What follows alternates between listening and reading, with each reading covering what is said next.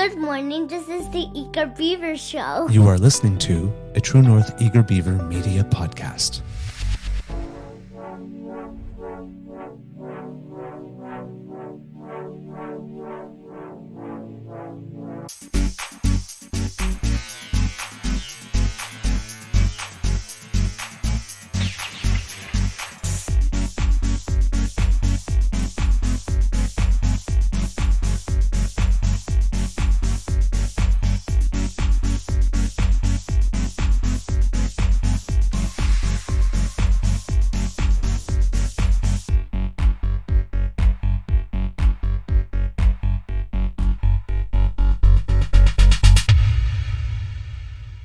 The True North Eager Beaver podcasts are proudly brought to you by our founding sponsors, the Miss V Mysteries from Corvid Moon Publishing, your source for science fiction, fantasy, and cozy mysteries featuring a broad diversity of characters.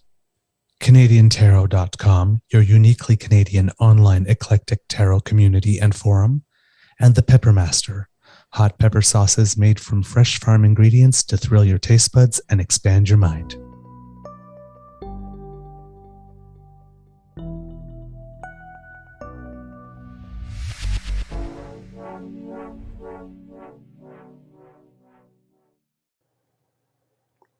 Well, good morning and hello, kids, and Happy New Year. It's so lovely to see you. Welcome to the Daily Beaver Morning Show here on the Crier Media Network. Yay! Today, recording day is, I'm guessing it's Monday. It's Monday. January 1st, 2024. A bright, fresh new year with no mistakes in it, as would say Anne Shirley. She usually says it for a bright, fresh new day, but hey, new day, new year, new everything. I'm your host, the Eager Beaver, pronouns he, him, hey, Mr. Beaver A, and with me, as always, is my good friend, Mr. Grizzly.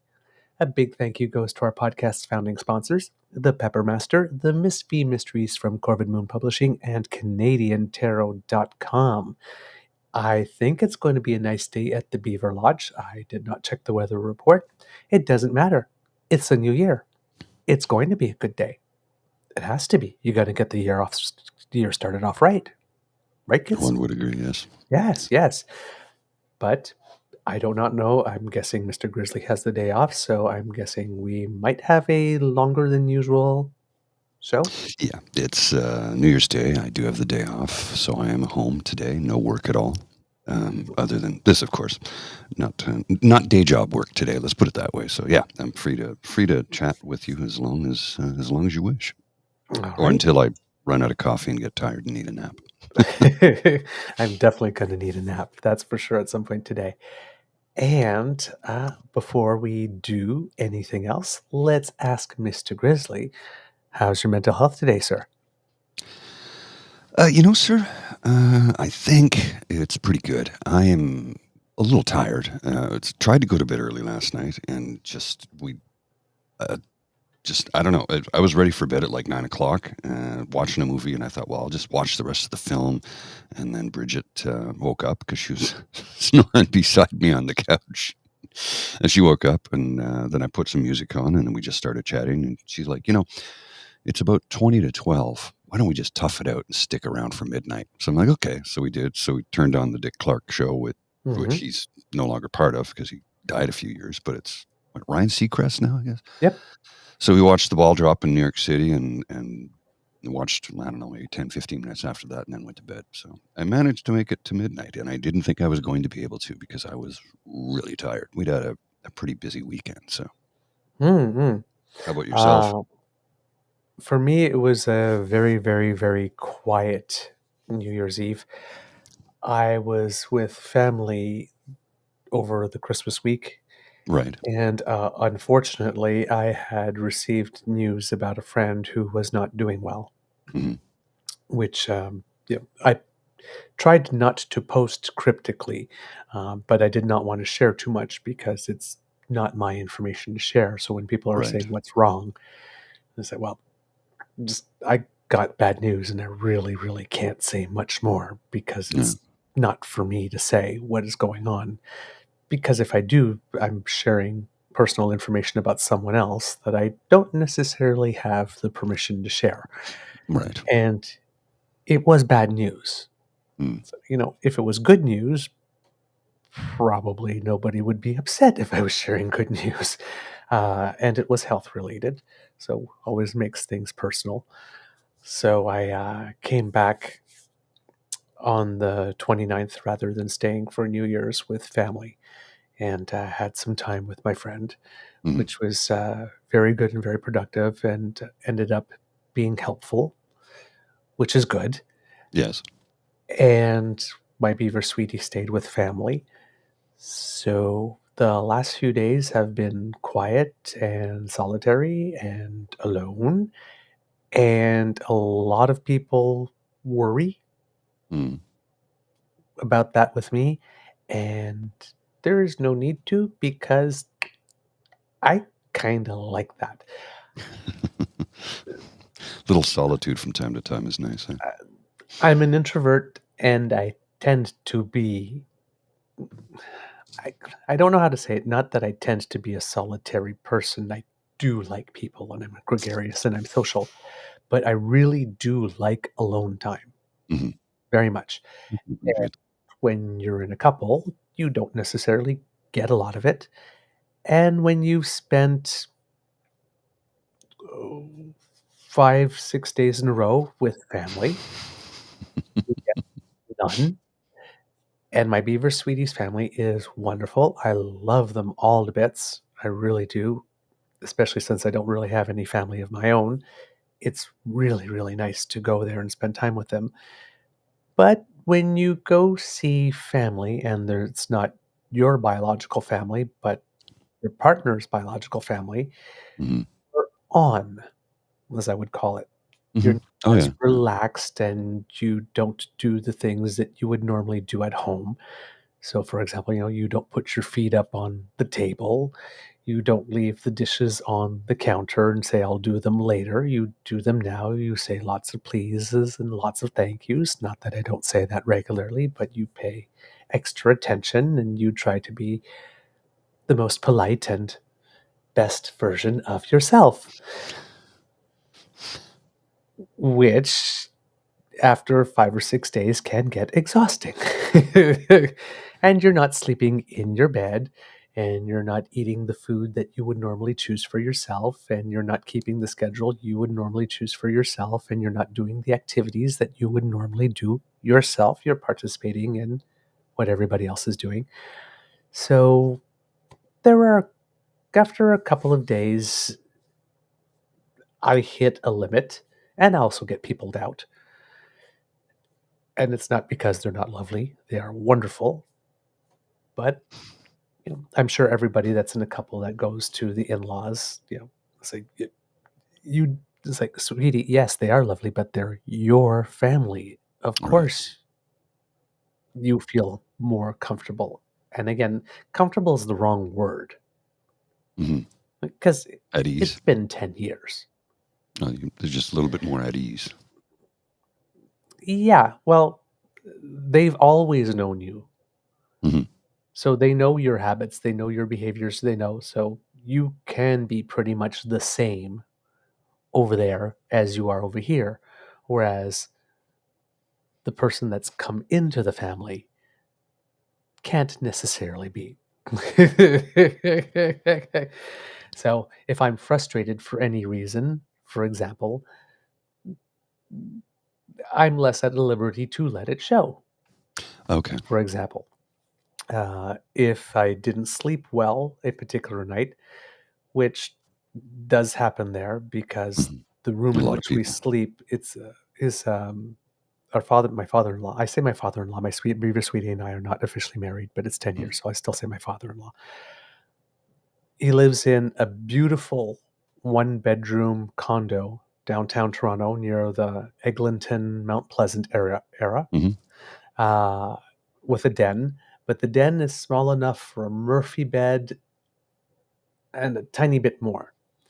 So we're two Crowded. people in that small little room. I tend to run hot.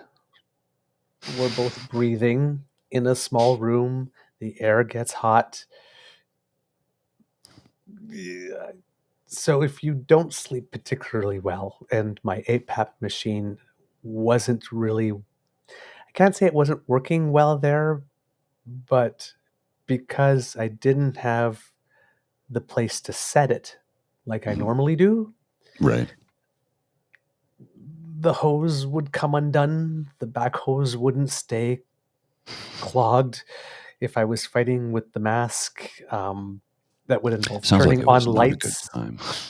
It involves turning on lights and waking everybody up, and so when you haven't slept very well about a Mhm. day and a half or two, and all you want to do is nap, and everybody says, "Hey, let's go for a walk, and then let's go for a movie, and then let's play some games," and you think, "I just want to sleep." Yeah. And Yeah. so at one point you're just like, "Yeah, ding ding, this is my stop. I need to go home because I need to sleep." Sounds like a less than stellar time. It's no, it you have to No, understand it's it not really is restful a is what I'm wonderful getting at. time, but it's not restful. And as the kids and Cubs know, I have a rather busy next few months coming up with 2 shows, Mhm. right, and rehearsals, and we're now in the second half of the curling season, and my competitive teams are doing well, so we are in the playoff hunt. You know, and one of the plays that I'm in, I'm also producing. Okay. So there's a lot. That's one of the reasons why I had to drop choir, for example. I needed to make more time. Mhm. And my Beaver Sweetie will be taking on as close to a full-time, full course load at the college this semester, Mhm. which means we're going to have to be slightly better organized. We're probably going to have to make weekly plans specifically, Right. like for times he's away and, preparing tests and whatnot. So it's going, and we're still in renovations. We're in year 3 of a 1-year renovation. Well, you bought during the pandemic, Please so let 2024 be the last year of the 1-year renovations that last 3 years. Please. I can't guarantee that that's going to happen. I really don't know. We Good don't know, luck is all I can but say. please. So there's a lot going on. So to start off the year, I thought it might be a good idea to have a couple of days rest. And Mhm. that curveball with a friend, it's one of the among the harder things you can imagine. Mhm. My friend had to go into the hospital, and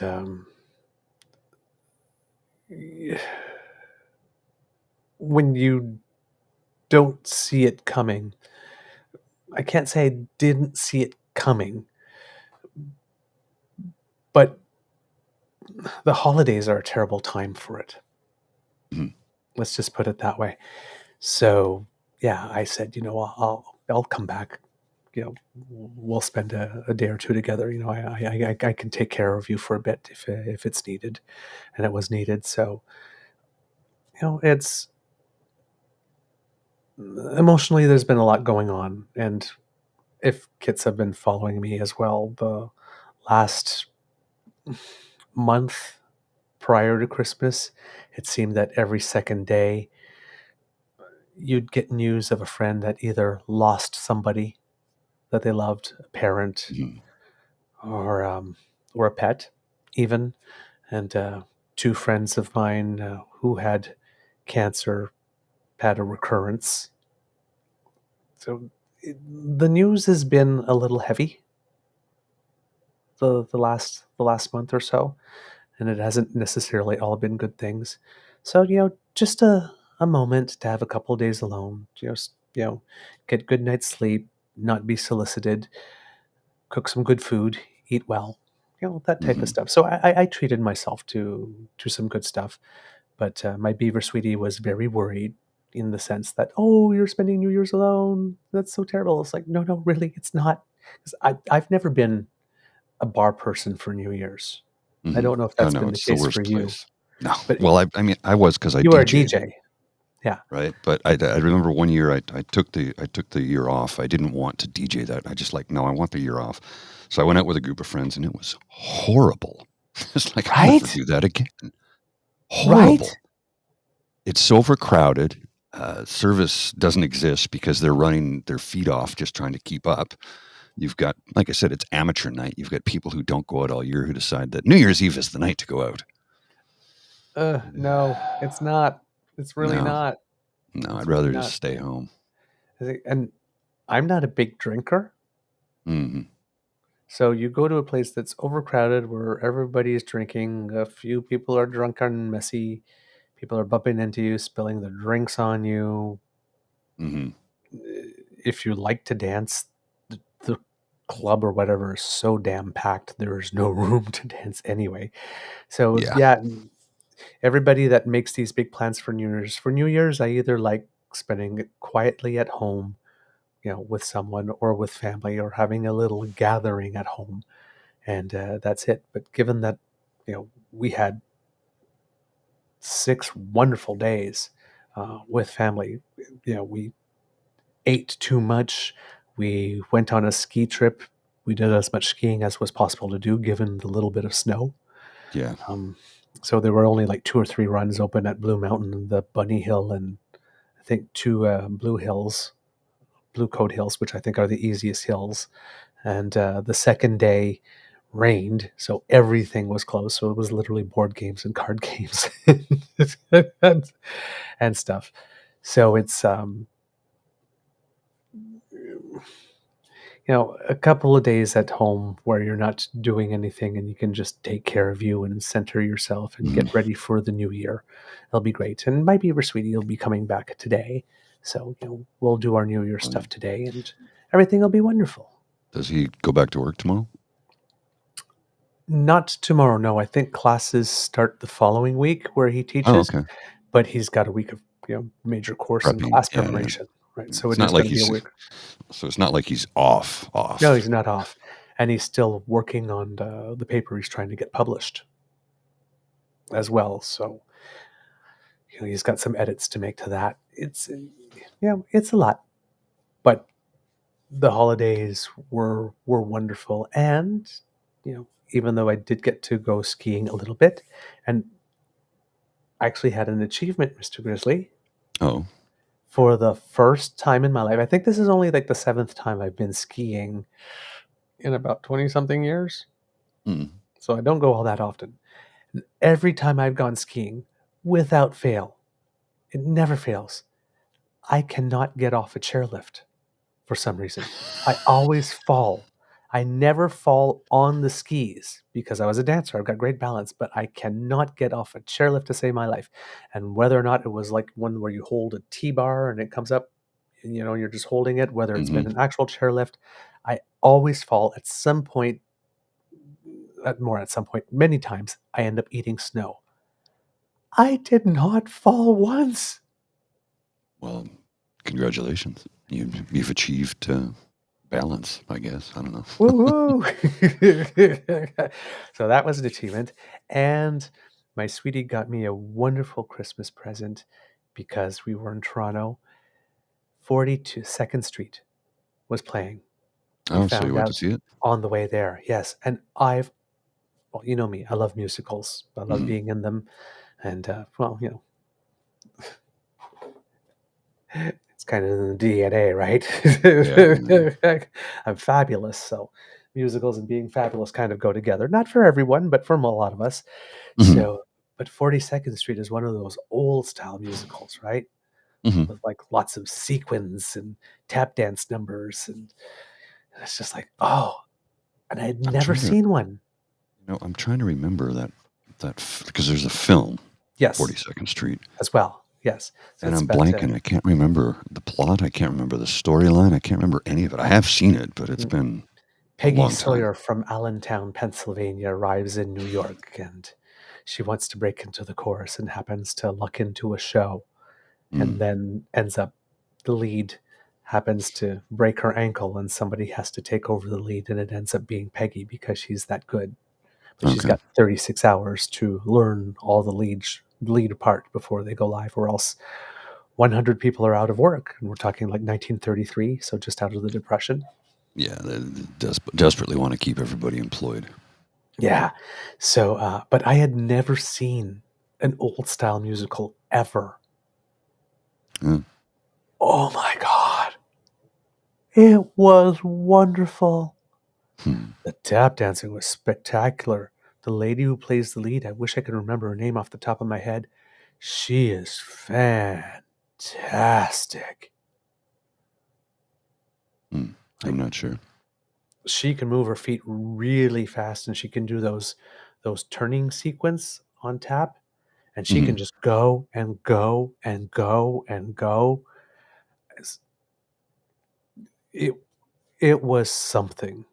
It really was something. If you're in the Toronto area and you're looking for something to do, I think it's still on for a little bit. If you have an opportunity to go see 42nd Street, it is really, really, really worth it. I cannot recommend it enough. So I'm a very happy beaver, I have to say. Well, you know it's good when you go see a musical and you come out of it and you're singing and you're pretending like you can tap dance. No, I don't know what that's like. I've never tap danced at all in my life. So, well, that's not true. There was a little bit in a show that I did that had a little segment of tap that was really, really, really dumbed down. So I learned like 3 little steps in order to be able to get through that segment or something, but that was about it. That was the only time I've ever had tap shoes on. So, yeah, but watching it, it's like, oh my word, I want to take tap now. I want to be able to do that. Kind of a dead art, though, isn't it? It is, and a lot of the musicals that people are doing now, especially at community theater, seem to be the more modern ones, so there isn't much call for it, except, for example, Chicago. There is some tap in Chicago, if you want to do that. But I love just the soft knees. It's Take just, your word for it. oh yeah. Well, you can tell, right? Because it's if you're really hoofing it, there's different, right? You have to be like have really, really soft knees to get the shuffles and the clack clack clackety clack clack, right, of tap. And then there's once you get that, then there's the you can have the hand position, where you got your hand like this. It's kind of hard to see because the camera's on the weird thing. But then there's you can be rigid, but then there's like the people that have just that little softness to it, like this, and little shakes of the head, like the da da da, like this, and right. And I'm just like, it's just so smooth and elegant. I was like, oh, I want to be that. I want to be that. I want to be able to do that. So, but I don't have time. So, but I really, really, it just made me want to do that, especially while I still have the knees, because at some point they give out. So, Yes. As one will find out as one gets older, the knees don't give you what they once should have, unfortunately. It's just, it's inevitable. So, but it's it was beautiful. But it's something, it is something I would want to learn. How about you, Mr. Grizzly? How was your Christmas? How was your New Year's and everything? Christmas was busy, hectic, running around, a lot of travel, and I was completely exhausted by the end of it. But it was good, saw lots of family, and unfortunately, my sister, who was supposed to come home for Christmas, was very, very sick and couldn't travel.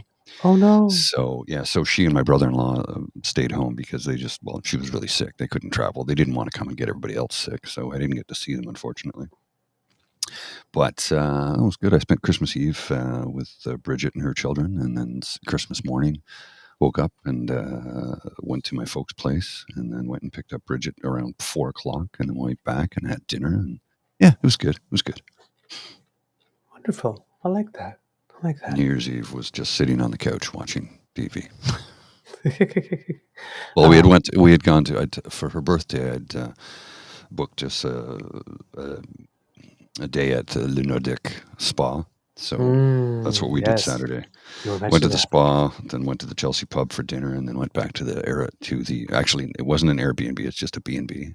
went back there and watched a little TV and then went to bed. Yeah, it was good. It was a good weekend. We were exhausted. I did the cold dip, which I Ooh. don't enjoy. I really don't like it. Especially as someone who worked in construction outside in the cold winter. Why would I voluntarily make myself cold? But here's the thing. Come on in. Here's the thing. The cold dip, as it's super relaxing afterwards. So I did the cold dip, and then I went and sat in the warm pool in the silent area, and literally was unconscious for about 20 minutes, which was wonderful. It's so invigorating, but I don't enjoy it. Like, I'm going to stay in, and some people were in there like 5 minutes. I'm like, no, I'm 30 seconds is all I can do with that. I'm sorry. And there's a part of me that has always wanted to take part in, the polar dip on New Year's Day. They chop a hole in the ice. Yep. There's no ice this year. Never. Nothing's frozen. Yeah, I know. There's no ice. There's no snow. There's no ice. It's green grass everywhere. It did get cold over the last couple of days. When we were at the spa, it was actually the coldest it had been in a few weeks, I think. So you're wandering around in flip-flops and a bathrobe, and you're going from, hot tub to hot tub, because they've got like the party zone. Like, there's a big chat zone. There's the silent zone. There's the quiet zone.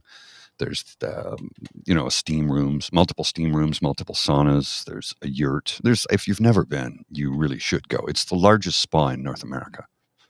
Le Nordic, Nordic, Nordic, as in Nordic countries, because it's all about cold and hot, and the invigorating health properties that one gets from doing it. And it really is unbelievably relaxing to do the cold dip and then get into the heat and sit there, and it'll just all your cares and worries melt away.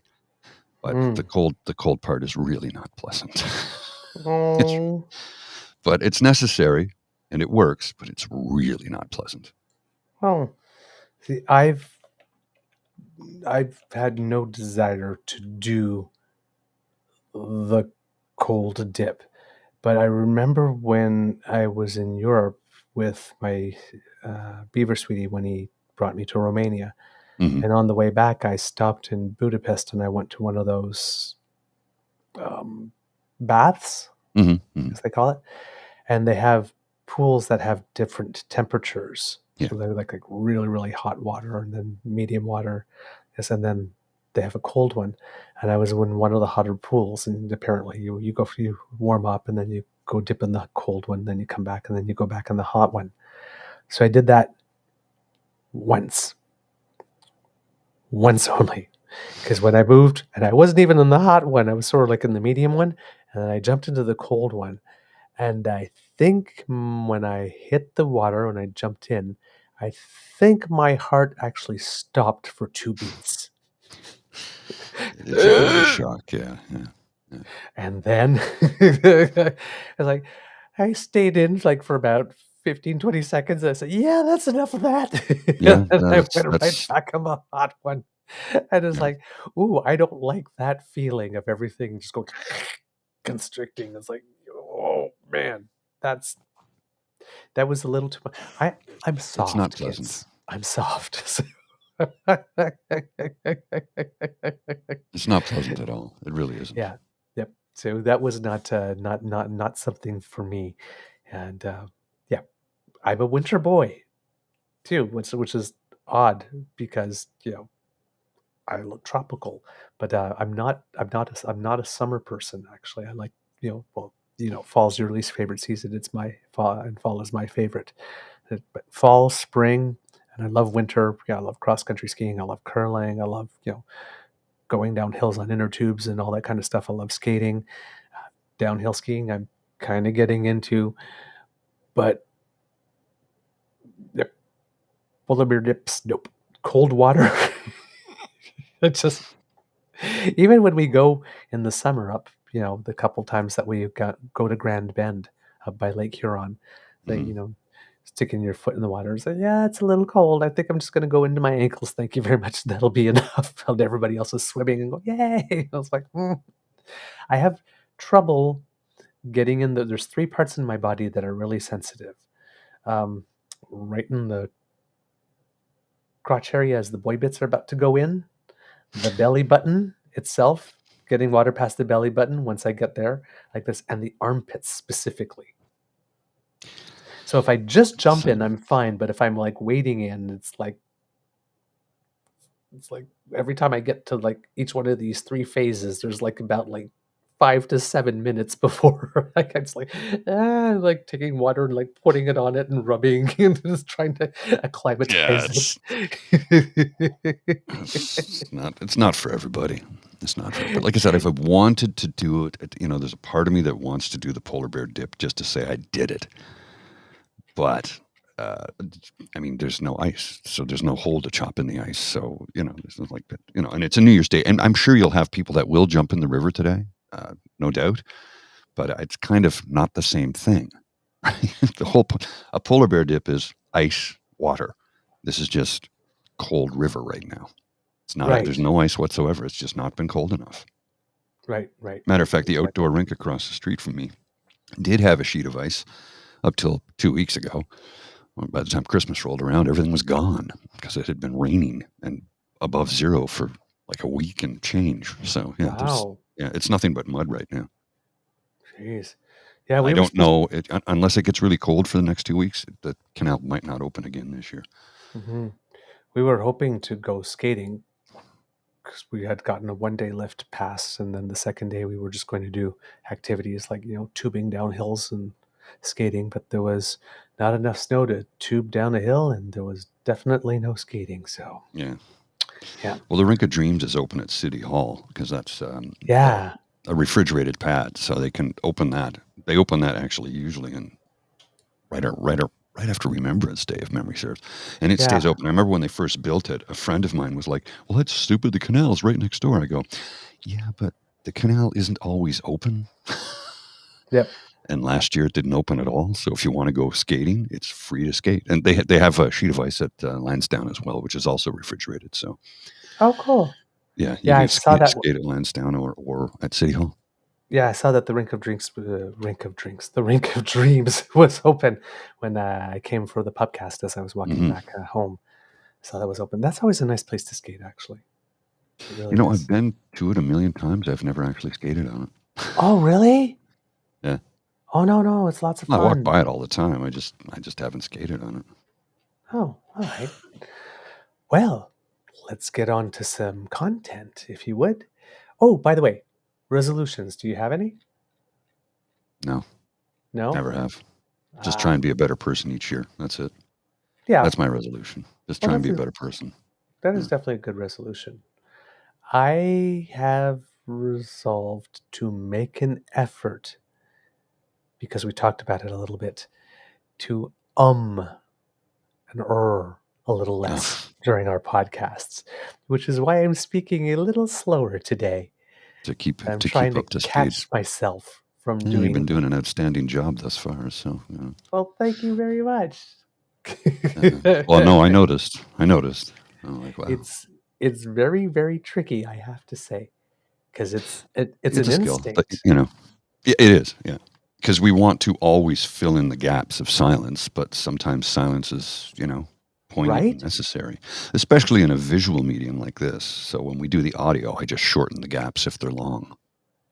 So, yeah. Well, I want to make less work for you, so I'm. Thank you. Really. I'm going to be busy today trying to get caught up on everything because I got 2 weeks worth of audio to post. I'm like, oh boy. Oh man. All right. Let's say hello to some kits. Let's see who's joined us here this morning. We have Kit Linda M. Happy New Year to you and to all of yours, by the way, who are watching. Kit, My Dogs Are Goth, Kit Elaine, Kit Jillian, Kit Ellen, Kit Elaine, hello. Oh, I said Kit Elaine already. Well, so nice I'm saying it twice. There you go. Kit Tavi G, Happy New Year to you, dear. Kit Dan, hello, my friend. It's lovely to see you joining us. Kit Saucy, thank you so much for being here with us. Who else is here if I look in my magic mirror? Ooh, Kit Carroll. I think that's a name I've seen before, but not frequently. So it's nice to have you with us. And do we have anything else? I'm just scrolling up the chat list here. Nope, that's who we have this morning. Yeah, looking through the magic mirror and seeing who's there. Okay, Fran Papert. Bitch never said my name. Oh, we have our first swear of the year. Sort of. Sort of. All right. Some news. Japan. I do not know what happened with Japan. 7.6 earthquake and True. tsunami warnings. So, Ooh, welcome to 2024. welcome to You know, 2024. I've talked about this in the past, and I'll wax on poetically about it again this morning about how, so many people, I can't wait to get this year behind me and start off anew. I'm like, it's just another day, man. It's a psychological thing. You think the trees, rocks, dogs, and cats know that it's a new year? No, it's just a passage of time. It's significant for a lot of people, but for myself, I'm like, look, nothing changes on New Year's Day. Nothing changes. It's just a clock ticked a few ticks ahead. We're on a different calendar, but it doesn't make any difference to anything else on the planet that lives and breathes other than human beings. It's just another day, man. Yep. I hope that doesn't come off as bleak. I just think I'm being pragmatic. Well, it is. It is pragmatic, but I mean, it can be something if you want to make it, right? It's like, this is the time I'm going to start something, why not? But any day is a good day for that too. Well, that's my take on it. It goes along with my feelings about Valentine's Day. Oh, I got to take the wife out for this. Why couldn't you do that 2 weeks ago? Why didn't you do that last month? Why is it just that one day? Right. I've had strong feelings about that for decades. It's like, I'm not taking part in that. Sorry. No. Yep. I've been like that as well with my beaver sweetie. I tell him, the day itself doesn't matter. The only thing that bothers me is when somebody I am going to be with for Christmas gives me my Christmas present early. I mean, if it's a show or something, then, and this happens early, then yes.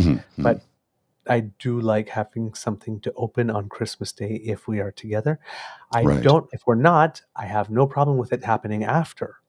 I was like, but not before. Not before. That's about that, the only thing. But anything else, my birthday, Valentine's Day, anniversaries, whatever, we can celebrate it after. It doesn't have to be on the day specifically, so long as we mark the occasion in some way at some point. I'm good. Yeah. All right. Things I have learned. I have learned one thing, not particularly news, but it seems that the latest thing on Twitter, if you want to have a block party and want to attract lots of haters and lots of people who have, let's just say, the most uncharitable views possible to offer about their fellow human, fellow citizen, post anything positive having to do with UBI or basic income. Wow. Oh my word, do they ever come out of the woodwork? Yeah. Well, and you got to wonder, and I really do wonder this aloud, if that's part of Skippy's bot army that he's paid for, troll bot army. Absolutely. I'm convinced it is. Because the way these people come off, it's like, these aren't real. There's no way these are real people spewing such hatred over the fact that we're going to be able to help other human beings, especially when you consider it was a progressive conservative idea to begin with. Now, the progressive conservative in this country is, for want of a better term, dead, gone, and buried. It's just the Reform Party with a conservative name, but it was a progressive conservative ideology. Let's give people a basic income so that they can have their needs met. And guess what? We'll save money. It'll get people out of shelters, off the streets, into a home, into a dwelling. They'll be able to tend to their basic needs. And with AI and robotics, there are going to be more people that will need a source of income. Because if you can't get a job because greedy corporations have found a way to avoid paying human beings to do the work that once, one human would do an 8-hour shift 5 days a week, now they can have one robot do all the shifts all week long. What does it cost them? They've paid for it. That's it. No vacation, no sick leave, no benefits, no sick days, no family emergencies. So they suddenly have something that will generate revenue for them, and it costs them whatever it cost them up front, and that's it. They never have to invest any more money into it. Well, a corporation will certainly want to do that. I mean, look, as a business owner, you want to try and minimize your overhead. I understand that.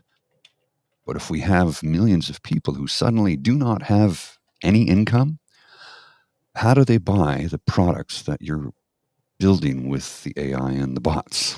Right? I mean, really, if I don't have money, I can't buy anything. It was like at the beginning of the pandemic when they asked Pierre Poilievre his thoughts of, what are you going to do for people? Well, we'll give them tax cuts. That's great. But look, if I don't have money coming in, all the tax cuts in the world will not help me. If there's no money coming in because I'm not working, Or you a don't make tax enough cut, money to pay significant income taxes. it's not going to benefit the vast majority of Canadians. And he knows this. Of course. He knows course. this. So yeah, it like you said, you try and promote a UBI and watch people come out of the wood. And again, people, trollbot army. Oh yeah, absolutely. And like really, really awful people. There were some people, and it's all the same thing. Remember when we talked about dental and we talked about moral hazard versus moral imperative? Mm-hmm. It's the same argument being made with UBI. You have all these people who are allegedly business owners who are allegedly retired. And say, Right. I'm not gonna pay a single cent if even one lazy person is gonna, right? There is no foolproof system. Any system that has ever existed Exactly. on the face of the planet has been abused by someone. And someone will do it. And you need to accept that as loss. It's just simple. And any business person will say, no, there's people who are going to cheat, period. Because human beings do that. You need to learn to cope. All right. Until we get rid of money, people are going to cheat. So you talk about UBI and you get a flood of people that talk about slackers, lazy people. And look at CERB. There's so many people that didn't want to come back to work at CERB. They preferred to stay home and get $2,000 instead of. That's not why people stayed home. After COVID, it was a workers' market. Mm-hmm. People wanted to get a job that paid better. Yes, we had a lot of people who died. Mm-hmm. Oh yes, we had a lot of people who decided just to retire. Mm-hmm. They took this time. There's a lot of people that moved away to different living arrangements, different cities. There's a lot of people that started their own businesses. There's a lot of people, I'm pretty sure there was a lot of servers, people in the service industry, particular women, who were tired of having their butts grabbed. Yeah, there's a lot of people who left. That upskilled. Mm-hmm.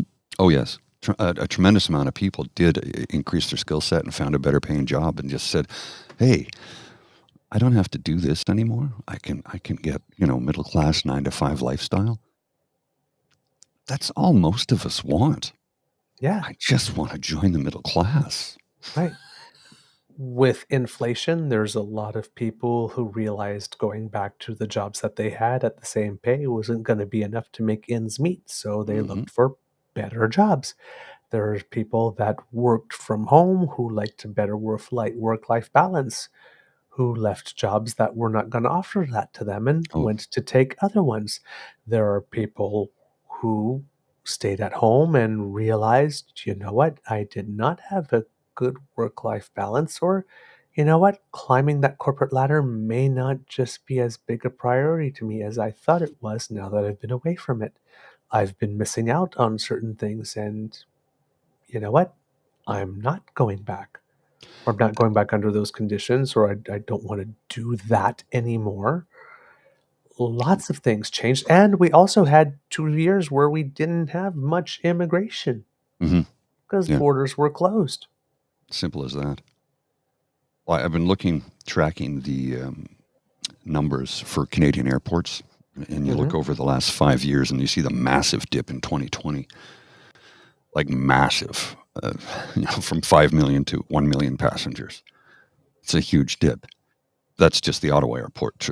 Pearson, I took the biggest. I think took the biggest hit because it's the busiest airport in the country by a large margin. It took the biggest hit. There were still flights coming and going, but they were shutting down things quickly. There was about a 3 or 4 week period there where there was almost nothing. Cargo, sure, but not much in the way of passengers.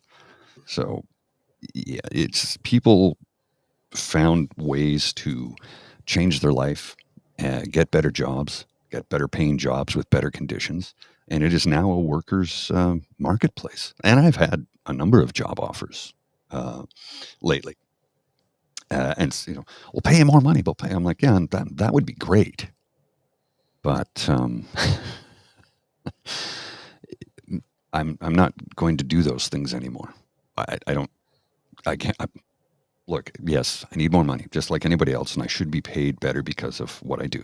I'm not going to get into the nitty gritty of it, but more money doesn't always equate to a better life. Right. Not always. Right. So you have these people saying, I retired. I'm tired for paying for people who are going to freeload. I paid for them all my life. I was like this. I would never support, if one person is going to abuse from it, I will never support a UBI. And I think, how selfish, narcissistic, and arrogant do you have to be to decide that you are going to be the person that is going to deprive hundreds of thousands of people of something that they do need because one person, just one person, might get something they don't deserve or might exploit a system when all systems are exploited? And then if you ask them, well, was the CEWS? Was that lazy corporations? Or SEBA? There's just been an announcement that there's a program that people have to register for to refinance their SEBA loans. Yeah, And there's this week or next week it ends or something like that. Yeah, this week. And there's a $20,000 loan forgiveness. Are all those people lazy too? Yeah, funny how that works out. Huh? Yeah, it's only when it's the workers are going to get something that they complain. And they're sitting there and they're thinking, well, I got this comment right in front of me. Yeah, but what about the slacker boom of people who are happy to just sit at home and collect $2,000 a month? We saw that with CERB. Nobody wanted to work. It disincentivizes productivity. It's I'm like, $12 an hour to begin with. It's not even minimum wage. And I'm like, what about them? I mean, do the math. Right? How much does that add up to in a year? Is that above or below the national low-income threshold for a single adult household? Yes. $2,000 a year, 12 months. $2,000 a month. $24,000. Right? According to a newly published national report by Community Food Centres Canada, nearly 1 million working-age single adults are stuck in a cycle of deep poverty with an average annual income of $11,700, which is less than half of the $25,252 low-income threshold for a single household. So we have 1 million working-age single adults that have an annual average income of $11,700. That's nowhere near $24,000. And the low income threshold for a single adult household is $25,252. So even if you had a CERB UBI-like thing at $2,000 a month, which is $24,000, you still are $1,252 below the low income threshold for a single adult household. Yeah, that's pretty telling, right? It's pretty telling. And that report highlights that nearly half of single adults, 47%, live in unaffordable housing, compared to 17% in other household types, and 81% of shelter users are single adults with low income. So then if you look at what the average rent is, in December 2023, according to rentals.ca, asking rents for all residential property types in Canada averaged $2,174 in November, holding close to the record high in October of $2,178. So if the average rent is $2,174, and we're talking about a 2,000 UB, you're not even covering the average rent. So when the guy says, what about the people who are happy to sit at home? That's literally all they would do if they could afford a home, is sit at home. Because you can't eat. Okay, great. I And paid not for the home. I even can't eat. Yeah. Who would be happy? Nobody. Yeah, Who would be happy to sit they're at just home 12 ridiculous. months a year, do absolutely nothing with all that time, not even eat, and still be $2,000 a year in the hole? And you haven't paid your hydro or phone bill or internet. Oh, you don't have any of those things. You just have a roof over your head. Right. Maybe So you're lucky and you have one where the heat's included. Yeah. So we saw that with Serbs. You didn't see that with Serb. Now, if all those people actually had $2,000 a month and didn't have to spend at least 1/3 of every day figuring out how to cover that $2,000 hole and eat and pay for hydro, what are the odds that they'd be more productive with that time rather than less? How does a UBI disincentivize productivity? There's no way. And that's just the math part. Then add the human nature part.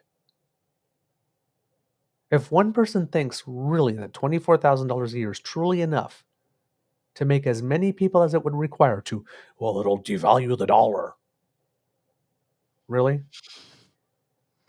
To make that many people, as many people that would be required to significantly devalue the dollar, lose all of their humanity, lose all of their ambition, and surrender all of their aspirations. We're humans. We compare ourselves to each other. Who doesn't have a dream? Who doesn't have a goal? Who doesn't have an aspiration?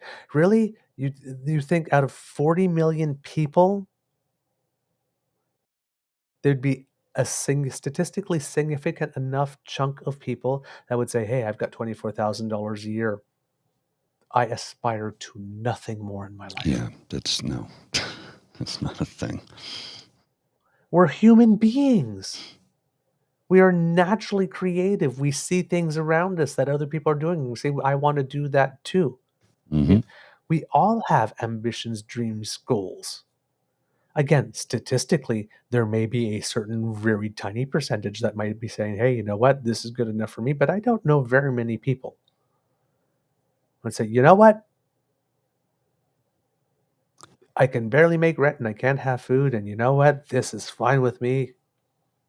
Life is good. For the rest of my life, however long that may be, I will pursue nothing. I will dream of nothing. I will aspire to nothing. I will become someone that has no ambitions whatsoever. Come on. Come on. And These are ridiculous statements. Indeed. Well, and to Tavi's comment, to address it, didn't Harper get COVID funds? Yes, he did. He did. Didn't the Conservative Party of Canada take COVID funds? They did. So are they lazy organizations too? Well, I know. Not us. Not us. Just them. Just them. Not us. And as Kid Dan says, I got served, but I did pay over $3,000 in taxes for it. So on 24th, the minimum tax threshold is something like 9,500 and something that you make before you start paying any tax at all. So even if you got 24,000, there would be some tax on that. So add that to the hole you got to cover. And as Kitland Dams goes, you won't see rich people turning down tax cuts that amount to the same thing. You don't see them saying that that's paying them to stay home. Mm-hmm. Yeah. And as we discussed with Laura Babcock, it costs money to be poor when all you can afford is the cheap pair of boots that won't last X number of years, and you have to buy Mm-hmm. it a new pair every year. Yeah, it adds up quickly. It's expensive to be poor. It's as simple as that. You cannot afford the quality product, so you buy the cheap one that will suffice, and you buy it each year. And after a 20-year period, you've paid 10 to 20 times what your friend has paid for the expensive pair up front. So, it's expensive to be poor. Yeah. And then they'll come back with, well, when I was talking about the average rent, well, $2,178 is an average across all rentals, rooms, 4-bedroom houses, etc. Your average poor single renter isn't renting at $2,178 per month. And you know this, which means you're not to be taken seriously, as you're being deliberately disingenuous. So I went and looked at that rent report thing. Mm-hmm. And, well, here, Mr. Grizzly, I will share screen. I'll have to blow it up. But let's take a little look there. If you live in Vancouver, a 1-bedroom average is $2,866. Uh-huh. 1 bedroom, not a One-bedroom. 4-bedroom when he says it's all average. If you're living in Burnaby, $2,680. Toronto, $2,594. In fact, of all these cities on this list, you have to get to number 13, Guelph, which is at $2,036, before you get to someplace that's under $2,000, which is Halifax, Nova Scotia, at $1,917. Yeah. Ooh, you're left with $83 for food and hydro. Wow. That should work. You're well living then. high off the hog there, aren't you? Yeah. Now keep going down this list. Yes. Number 22, Gatineau, $1,739. Whoops. Yeah. That's kind of wild. And if you keep, now it's not cooperating. That happens. So, but if I keep going down this list, oh, come on, Twitter. Why are you doing me like this? Well, Anyway, we still have rent You get control the in idea. Ontario if you're in an older building. It's anything built after, I'll say 2005. I can't remember what the cutoff. Anything built after that, there's no rent control. Because my building was built in 1959, the rent control stays. Doug can't change that. But he hurt a lot of people, and a lot of people have been rent evicted as a result. Now we're gonna Mhm. renovate your apartment here, and so the rent will be going up. So you'll have to move out. And in many cases, all they did was paint the place, and then triple the rent. There you go. They This don't care one about might- human beings. There you go, Mr. Grizzly. This one might help with the kits there. So, Gatineau, 1,739. 28th on the list, Windsor, 1,544. Well, maybe you'll get 1 week's of groceries out of that. Keep going down. 35. It's the Saskatoon. last one on the list. Saskatoon, 1,132. So the average is 1,900. Is that what The it average is? is 1,931 for the top 35 regions on this city, on this chart. We're not talking about people living in 4-bedroom homes here. So you're going to encounter people who will literally say anything. Anything. It has no basis in fact. Mm. Will the dollar devalue? The dollar won't devalue. We had, during COVID, CERB. Over the last 4 years, the dollar is traded within a 4-cent range. Even with the CERB. Because the dollar didn't devalue when we were paying people to stay at home to keep people alive. Mm. In fact, for part of the pandemic, the dollar actually increased in value and decreased in value after people started going back. The value of the dollar was higher in 2021 than it was in 2019. kind of trippy when you think about it. But it was lower in 2023. So you are going to, if you talk about UBI, if you talk about basic income, and you happen to be online, you're going to attract a whole bunch of weird people that are going to make all these weird arguments. It's BS. It totally It is. is pure BS. And all they want to do is wreak harm and havoc. And in, like I said, many cases, I have every valid reason to believe that it's the bought and paid for troll army. And in many cases, actual robotic software that do these things. And I've had a few of them where I've argued. It was the one, I don't know, about a year ago. Some guy some guy started to threaten me. And I go, well, okay, punk, tell you what, why don't you join me at the pub? Sit across from me, share a beer with me.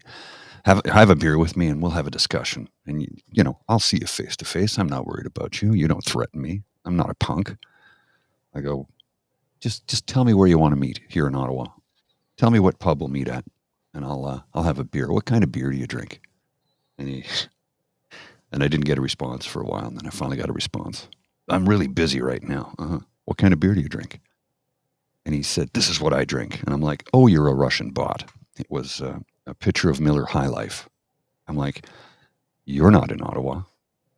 I haven't seen that in a bar, a pub, or a restaurant in 30 years. It's not served here. I don't even think they keep it in the stores anymore. So you're clearly not a real human being. Yeah. Have a nice day. Bye. Yep. So when you encounter these people, these tweets are bait. Right. And yes. There's usually something that happens is that you'll present them with the fact and they'll deny the fact or just talk past it. And then you'll tell them they're wrong and they'll say, oh, well, you're being so insulting. It's like, it's not an insult to tell someone that they're factually incorrect when they're factually incorrect. It's not an insult. It's just a statement of fact. And then they move to derision, usually. Like this, and you can tell how well you've got under their skin by the number of laughing emojis they put to a statement or the number of times they end a statement with LOL or haha. Then they try to claim some type of superiority if the later one didn't work, like I won, you're wrong, or they just accuse you of what it is that you've pointed out that's a flaw about them. And if that doesn't work and they haven't given up yet and they're still staying with you because some of them are tenacious, then you know you're dealing with someone who's being paid by the reply.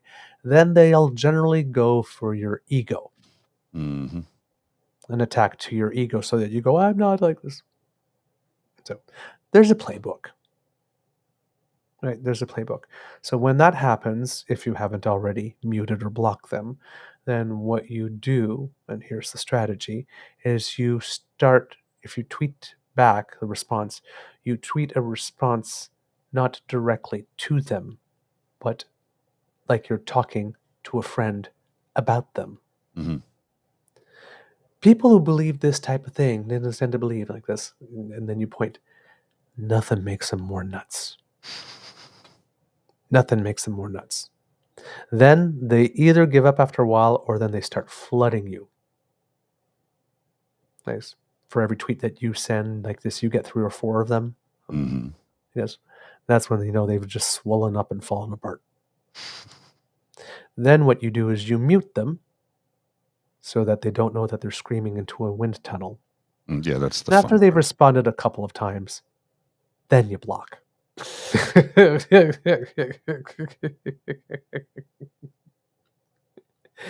And this leads me to an account that I found, which I really recommend you follow. It's this man named Tim Abray, at Tim Abray, if you happen to be on Twitter. He's a PhD in politics, comms, communications professional, sometimes journalist. He studies democracy, voters' brains. He calls himself a settler. Class of 1832.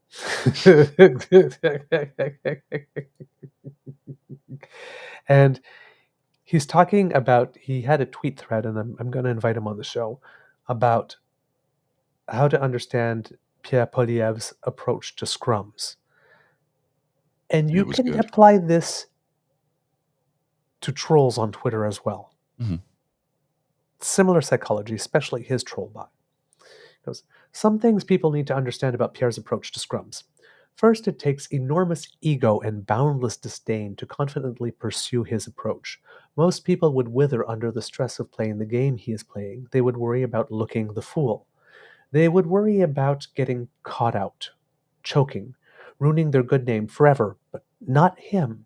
He pushes into these scenarios with relish. He enjoys the obvious confusion and discomfort it causes, but you should know it's actually very cowardly. Here's why. What he is doing is to democratic accountability what pro wrestling is to boxing. There are no rules. He refuses to respect the accountability function of the media, which is essential to democracy. He refuses to answer clearly. He turns the tables. He asks them questions. That's cheating. It's cheating because the media's role is not to debate. Mhm. They are bound by their professional role to ask questions and pursue answers, not debate. He is trying to make them part of the story, but that's like fighting someone who has both arms tied back. Even if they were prepared to engage, he doesn't fight fair. He reaches outside the ring at every opportunity, swinging chairs, gouging eyes, jumping from the top rope. You can't debate that. No. When you're willing to lie, the possibilities for lines of argument are endless. Your opponent cannot possibly be ready when you're willing to grab anything and bludgeon them with it. He fabricates entire lines of argument from the cloth of fiction. Debate is fueled by facts. A debate fueled by fiction is just a choreographed brawl. Sure, you can call him a liar. Done. But that doesn't solve the problem of the substance of the issue at hand. It distracts from it. It turns a debate into a Donnybrook, and that's what he wants. There is no arguing with a prolific and easy liar. Same goes for trolls. They just make shit up after a Yeah. while. Yeah. They don't engage with your point. They talk past it, and then they'll just make stuff up. Like, for example, a UBI will devalue the dollar. What empirical, factual basis do you have that I think it will? I think it will do that. That's not. Why do you think that? Based on what? Do you think that because you just don't like what reality is, so you choose to think something else, or do you have an evidentiary basis to found that belief They've got upon that nothing. makes you think that? They're not. They've got nothing. No. So they'll just lie about anything. And if you lie, there's no point, right? And there's endless lies. Oh, good God, yeah. So if you counter an argument, they'll just come up with another lie, and they'll keep you in that cycle forever, which is why you Yeah. mute and let them scream into a wind tunnel. Yeah, you just move on. Or you post about them and past them if you're leaving information for benefit of someone else, because it is Mhm. perfectly appropriate to use a troll's timeline Mhm. against them as an opportunity to leave information, provide education for other people that will fall upon it. And then you thank them. Well, this conversation is over, but thank you for allowing me use of your timeline to make it, because drives them nuts. Well, the other one I find that works well for me is I'll ignore them for a few days, and I'll go back and go, "You're here? Good God, man, get a life! Like, come on! You're shouting into the void, and no one cares. Yep. You're patently wrong, and you have no life." And that kills them every time. I have Yep. yet to have anybody ever respond to that, Yep. ever. Yep. They And can't if you deal say, with it. and you say, you're not a real person, you're probably not even Canadian. Especially when they you got one of those profiles, like faceless, and it says they're from nowhere, Numbers. or there's an American flag, lots of numbers, whatnot. Ooh, that drives them mad. Tell them they're not real. Ooh. Yeah. Engaging with him is a trap. Your frustration and anger and discomfort just gets woven in to create a more creative and colorful fiction. But here's the thing. This is all our fault. By treating the serious business of public governance as a blood sport entertainment, we have transformed it into just another ring at the circus. We shouldn't be amused. We should be worried. He's going to break things, important things, fragile things, and we will regret it. Oh, yeah. This man is smart. This man knows what time it is and knows exactly how the game is played. So when he says, I study democracy and voters' brains, He's not kidding. Because that's how those brains work on the troll side. So if you have an opportunity, if you're on Twitter, at Tim Abray, Timabray, definitely a worthwhile follow just to discover them over the Christmas holiday. And we'll be reaching out because, as you know, we like smart and informed people here at the Very Beaver much Lodge. so. Yes, indeed. It's wonderful. Let's see what else we have. Oh, this is an important development. Actually, kids. Yes. A gentleman named Mark Edge, who is a journalist, an author of 7 books, who's taught in 5 countries, and is a media columnist for Canadian Dimension, has started an initiative that I think you will be very interested in knowing about, Mr. Grizzly.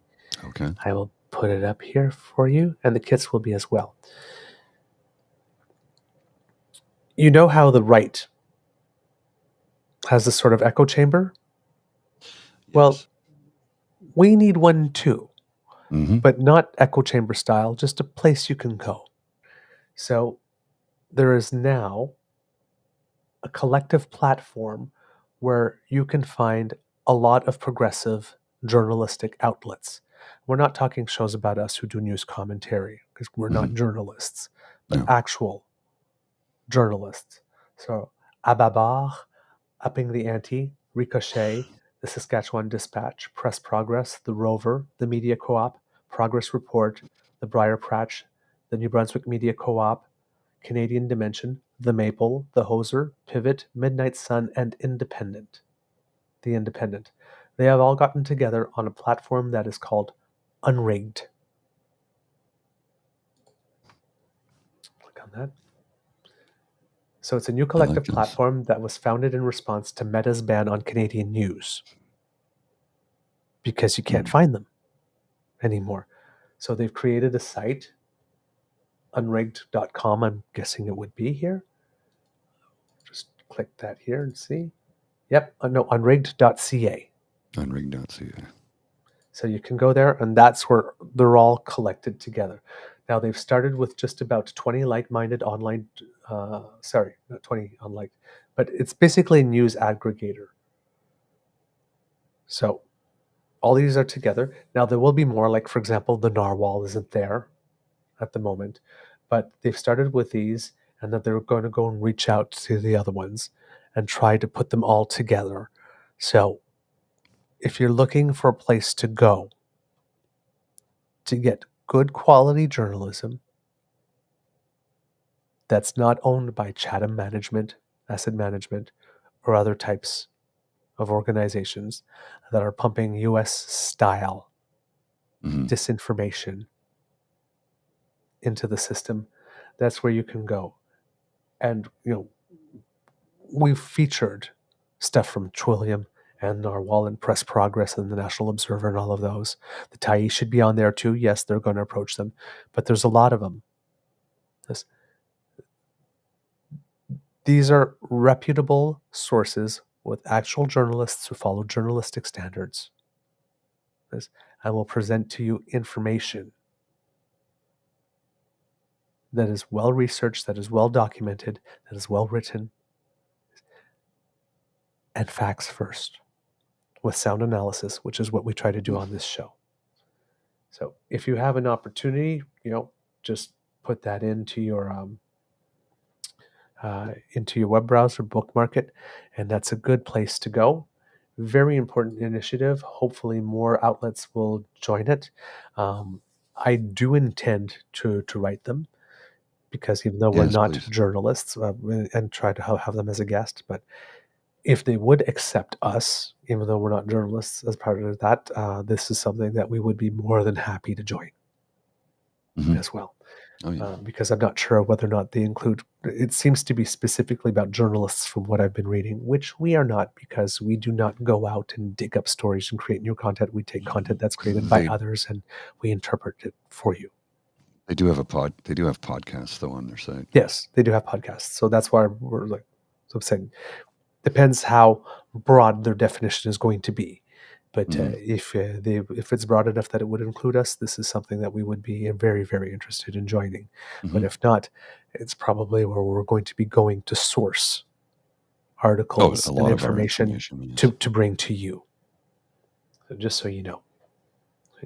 But if you're looking for a place to go to get some information like that, so Unrigged.ca, that might help you make sure that you're informed, because being informed is a choice. Well, and I would expect, as you say, the narwhal might, I'd expect to see the Tyee and the narwhal in part of that network. Yep. Eventually, like I said, they started. They wanted to get it off the ground, so they started with the people that were talking together about doing it, and now their next step is to reach out to other organizations such as those in order to bring them in. Yeah, 20 founding members are in active talks with a number of publications, as well as potential supporters, to expand the scope and deepen regional coverage.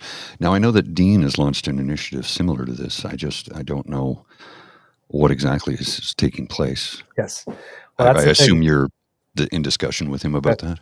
That's the thing I was talking about when I said your Queen Beaver might be up to something a little. The Crier Media Network has been having a GoFundMe fundraiser to raise $25,000 to counter the slap suit from the whole Proud network. And it has raised over $23,000 so far. It's 25,000. Surpassed it. We've surpassed it now? 50. Excellent. He increased it to 50. Okay. Yes, I know he's increased it to 50. I didn't, but last time I checked, we were still at the 23,000 something, so I didn't know if he had hit the 25 yet. Oh, yeah, it crossed it a day or so ago. Okay. So the next phase of this is, now that he has his 25 to take on, is to raise another 25,000 to create something called One Canada. We're basically taking the same strategies that the Proud Networks has used and acquiring it. So remember when we had the conversation with Laura about practicing the dark arts, but for good? This is what we're doing. So it'll be a One Canada. We're raising $25,000 in order to be able to fund the activities. I am suspecting, I need to talk more about them, but that the strategy would be, as well as to fund probably a One Ontario, a One Quebec, a One, because there's Canada Proud and there's Ontario Proud and whatnot, and to register them as third-party organizations so that we could participate in elections as well, right, to spending. Now, when the writ period comes, there will be spending limits, because third-party organizations always have a spending limit. But outside election periods, we could spend all we want. And that would to be able to create some activities and to do some things to help counter the fire hose of bullshit that we're getting. So essentially, they're flooding the zone with disinformation and misinformation, mostly disinformation. So we're going to try to flood the zone with information. Which is what we need to do. So it's playing the same game, but instead of leaving little piles of dog poop everywhere, flaming bags of dog poop everywhere, and actually leave actual true information. One of the activities that I have proposed is that we start a Lincoln Project / Midas Touch equivalent for Canada. Some short, snappy videos countering the BS that can be going out on a frequent basis, which is the same strategy they use. And we know that Lincoln Project really got under Mango Madness's skin big time. Boy, did it ever. And we know how easy it is to get under Pierre's skin. All you have to do is call him out on a lie, and then he lies. Oh, yeah, he lies like he's coming down from a drunken rage bender. By the way, Dean kind of pointed it out in an article, and it's like, when he attacked that journalist, that CP journalist, and we were commenting when he showed up at that synagogue looking like he had spent the night on a oh God, I've lost the word now. In the summer when you put clothesline. Speed bag? Clothesline. I was thinking in French. I'm like, Yes. Yeah, speed but bag? I mean, he looked like he was, exhausted, and he was breathing heavy. Mhm. I lived with an alcoholic for over 10 years. Well, let's say Mhm. maybe 7 when I was in foster home, and then dated one for about 4 years. I remember them looking like that in the morning frequently and Well, I don't know losing their temper. if that's an Now, issue. I do not know if that's an issue with Pierre, but But he does look haggard as hell. when he looks haggard, he I've looks said it. very bad, and that rage snapping is Mhm. associated with it. And we've seen at least twice in the House of Commons where he's shown up and just started like belligerently talking and pointing stuff even to Mhm. his own staff.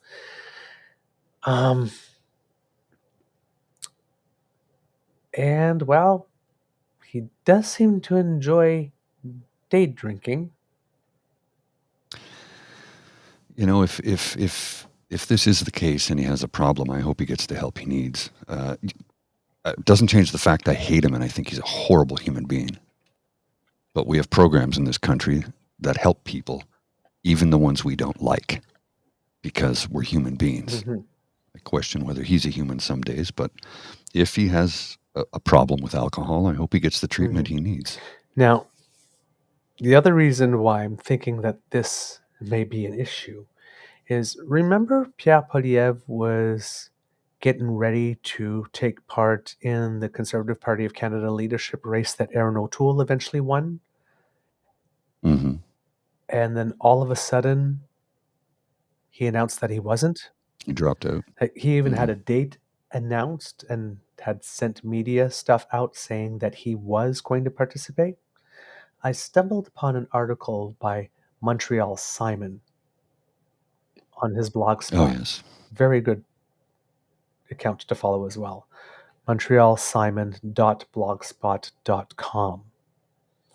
And it's written Pierre Poilievre and the Skeleton in His Closet. And this one's from Friday, August 21st, 2020. So it's a few years ago.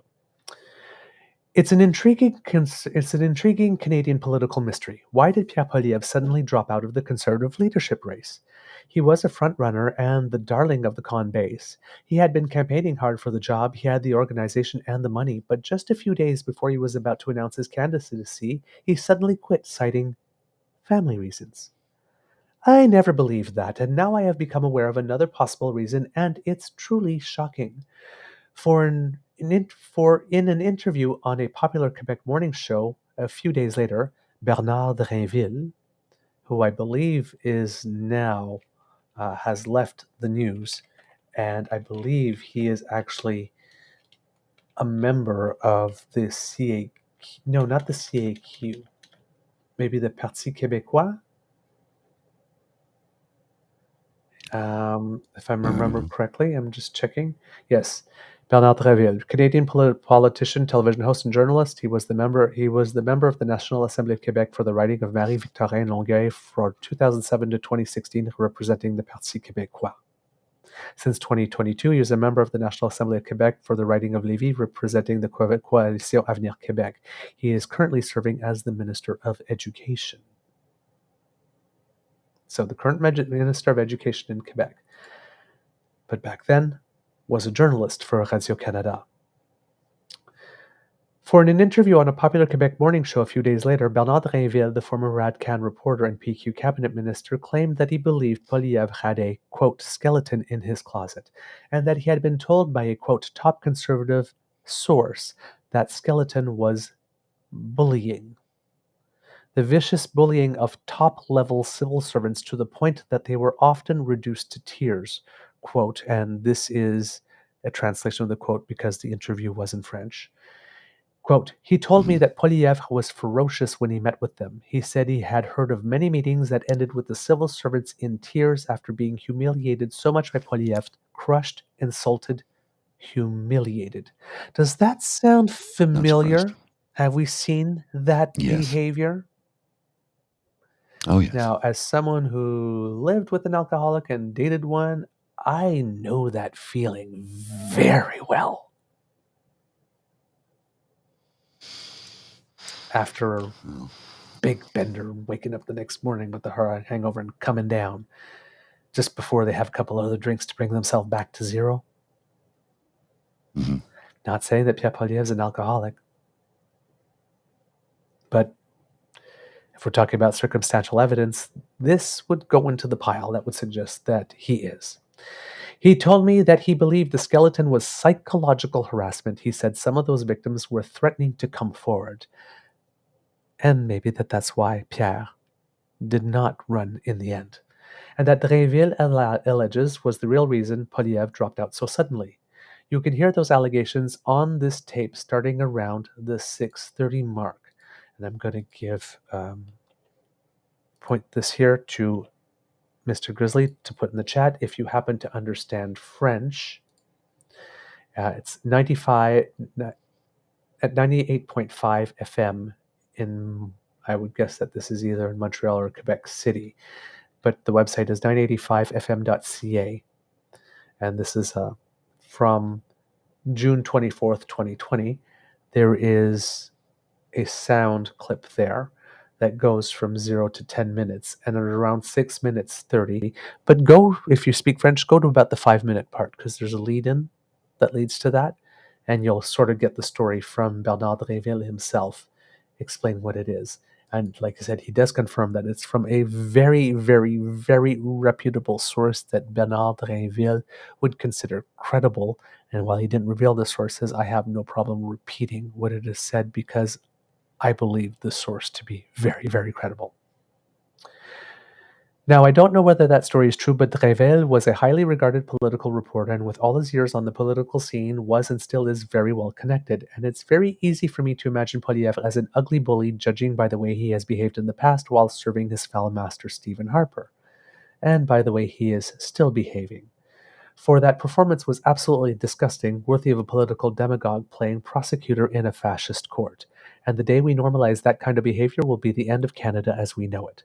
Now, I admit I am biased. I hate bullies with every bone in my body, and Poilievre has always looked and sounded like a bully to me. But it's not me who is making those allegations. If Justin Trudeau had been accused of being a vicious bully, our shabby con media would have been all over him for months like a sweaty blanket. So I expect, demand, that the media treat Poilievre exactly the same way, or they will be sorry. He wrote this in 2020, and the media did not treat him the same way. And we saw what happened to David Aiken, and we saw what happened to that journalist in the orchard, and we saw what happened to that lady from CP whose beat was normally judicial stuff, who happened to be there that day. So. Yeah.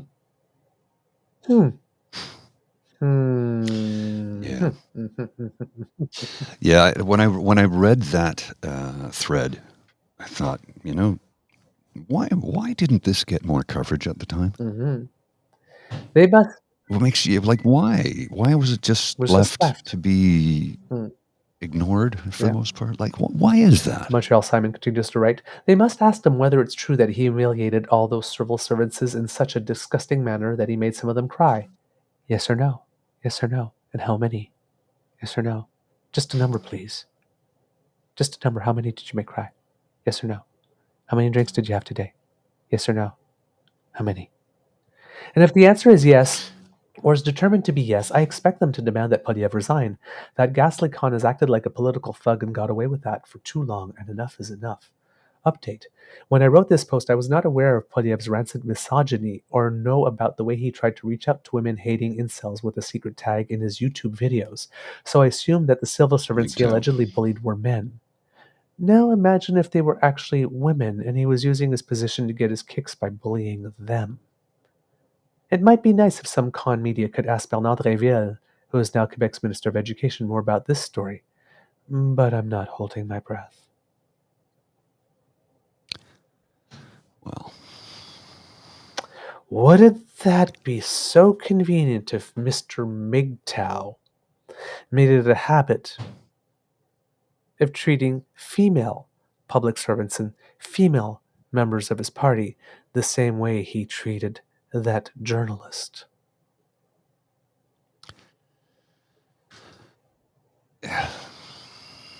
It wouldn't surprise me in the least. And when you consider that those moments would have happened behind closed doors to the peering public eye, I'm assuming he was much more vicious. I could be wrong. But hey, we're just asking questions. Just asking questions. Now, speaking of him, he left us a message for Christmas this year. It was 3 years old, though, wasn't it? Yeah. If you would like to put it up. Yes. Do you have Oh, it yes. there?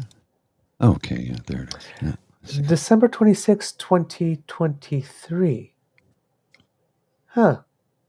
Real interesting because this one here is dated December 24th, 2021. For he so cared about us that he recycled the video from 2 years ago and presented it as this year's, because nowhere when he on his Twitter feed, when he put this on, did he say, and from 2 years ago, or back by popular demand. Mhm. He just put it with the day's date. Now, in this video, again, maybe some other reasons why I suspect that he Maybe. might be. First of all, look at the bottle, how empty it is. 60 ouncer. And listen to a couple of things he has to say. Now, this is supposed to be a Christmas greeting. Mm. Do we have to watch all 4 minutes of it, though? Maybe not 4, but maybe so, because there are some really interesting moments here. Now, I want you to pay attention to body language, and I want you to pay attention Okay. to the level of Christmas cheer. All right. Okay. All right. Let's see how cheerful this is. No No sound. sound. Huh. Send me the link. All right. I will do that.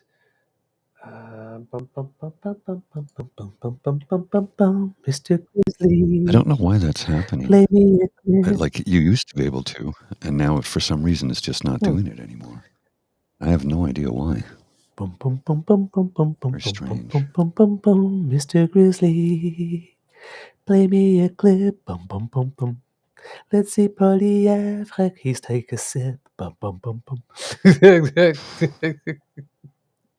Okay, here we go. Merry Christmas. Merry Christmas. We're here with our Wow. Polyev family gift Cheerful. to all of you. And it is the recipe for the Better Than Bailey's Christmas drink. And what's the original name, Anna? All right, let's do a clip there. Stop there. Ponche de crema. It's inspired by Okay. Joy to the world, right? Merry Christmas. Then the claw goes on top of her shoulder, That's very clearly not stolen. pulls her to him, and go back to the beginning. And now, kids, look at her face and look at her eyes as this happens. This. Merry Now, the claw Christmas. Merry Christmas. We're here with our Polyev family gift to all of you. And it is the recipe for the Better Than Bailey's Christmas drink. And what's the original name, Anna? Ponche de crema. It's inspired by a ponche de crema.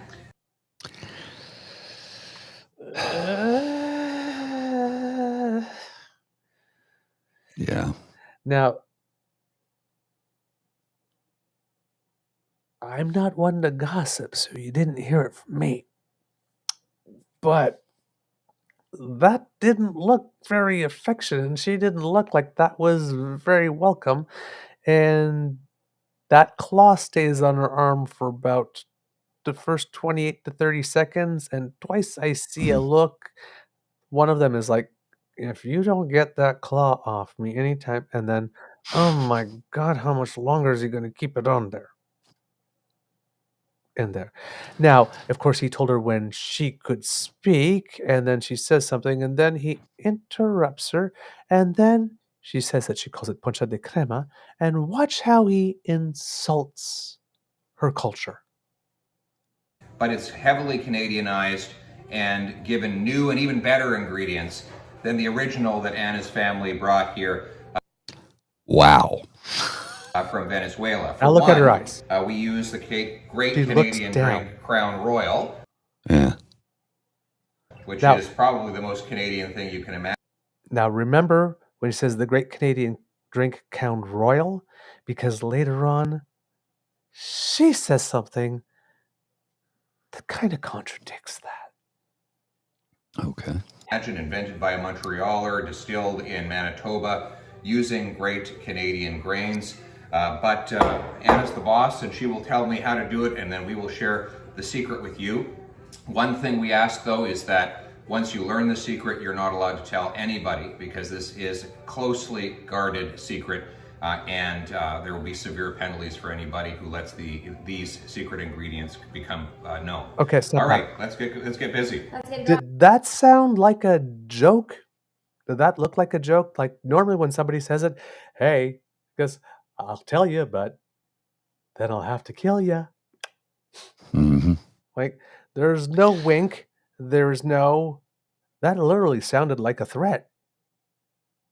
Well, There was no he doesn't humor. have a There was sense of no humor. haha. There was no. There was nothing about that seemed funny or light or. That was that's just weird. Ree's comment. Oh. Shouldn't the Russian asset be mixing a white Russian? Ooh. Well, Ooh. All right. So now Anna's going to do all the work. Fine. Okay, so 1 cup of half and half. All right. You want me to pour? Sure. Okay, I'll pour it. You pour. Full cup. Okay. Thank you. Then 1 cup of whiskey. You can do Canadian Club, you can do Crown Royal, whichever. Not too Canadian. strong though. Or a Crown Royal, whichever. mhm. Full cup. The good stuff. I'm guessing Crown Royal is the. And it's going to be 1 can of sweetened condensed milk.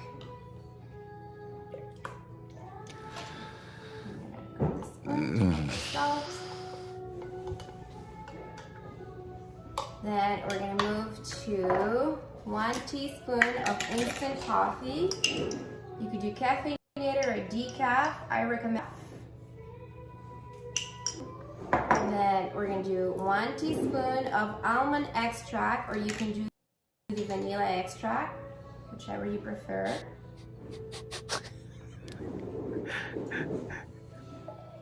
And then we're going to do 2 teaspoons of chocolate syrup. Okay, let me just stop here. Yep. It's the abuse of good whiskey that troubles me more than anything else. Mm-hmm. You're taking Crown Royal and mixing it with all that stuff. I'm like, oh man, just no. Everything goes in the blender, then we're going to blend. All right. Here we go. Serious blender, 500 horsepower. Don't try this at home. Actually do.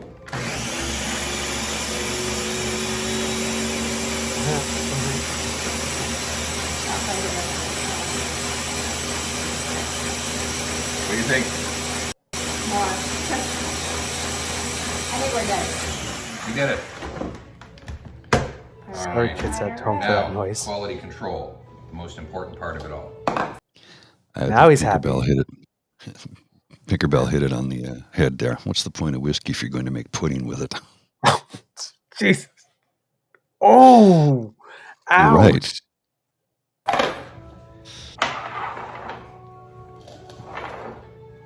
Well, you give me the big cup. Now, did you notice that? She's trying to get me drunk. Yes. Did you notice that? Take advantage of you. Okay. Is that the one with the poison in the glass? Yes, exactly. Right? I'm going to give you this glass. No, let's switch those glasses. All right. That's what it Look at looks that. like. Cheers. Cheers, my Merry love. Merry Christmas. Merry Christmas, Merry everyone. Oh, there goes the claw again. Wow. Deliciousness. Couple of variations. If you're having it early in the morning, throw an espresso in it. You What? can also add a pinch. What did he just say? If you're having it early in the morning, throw an espresso in it. If you're having it early in the morning. That's, yeah. Now, remember when he went to that Hanukkah fundraiser in Point Claire? And then he came back at 1 in the morning after having all his little minions do his dirty work. And even though Daddy was at an event, at a $1,700 a plate event where he got to eat wonderful stuff, he didn't arrange to have something nice catered for the kids, or didn't bring back pizza, but brought back McDonald's, because apparently that's all they deserved, and then filmed himself being greeted like a hero, and then sat in the house for a bit and started talking belligerently, like, Yes. and again, It's to me, it entirely all looks possible. like You may have a problem. It's Mhm, entirely possible. mhm, It's entirely possible, you know. mhm. Not saying he does, but the circumstantial evidence is there enough to have us just ask questions. Hmm. Well, you know, it's Day drink. Oh, let's come on, because there's a lovely instance of body language that comes. oh, okay. Yeah. Oh yes, watch her try to skate. Cinnamon. And we actually like to give this as a gift, so you can get these bottles of Dollarama and then just pour them and wrap them nicely, and it's a perfect Christmas gift for your neighbors. Just like that. Yeah. As long as you don't tell them the secret ingredients. Again, as we said, that is a the closely plug-in. guarded secret. Oh boy. And we hope that you See have that? a great and Merry Christmas. Look forward to seeing you all in the new year. Cheers. Cheers. Merry Christmas. He put the claw around her, and she actually moved the other way Yeah, I saw that. first. Yikes. Nothing like what's happening right here. What we see right here was going on there.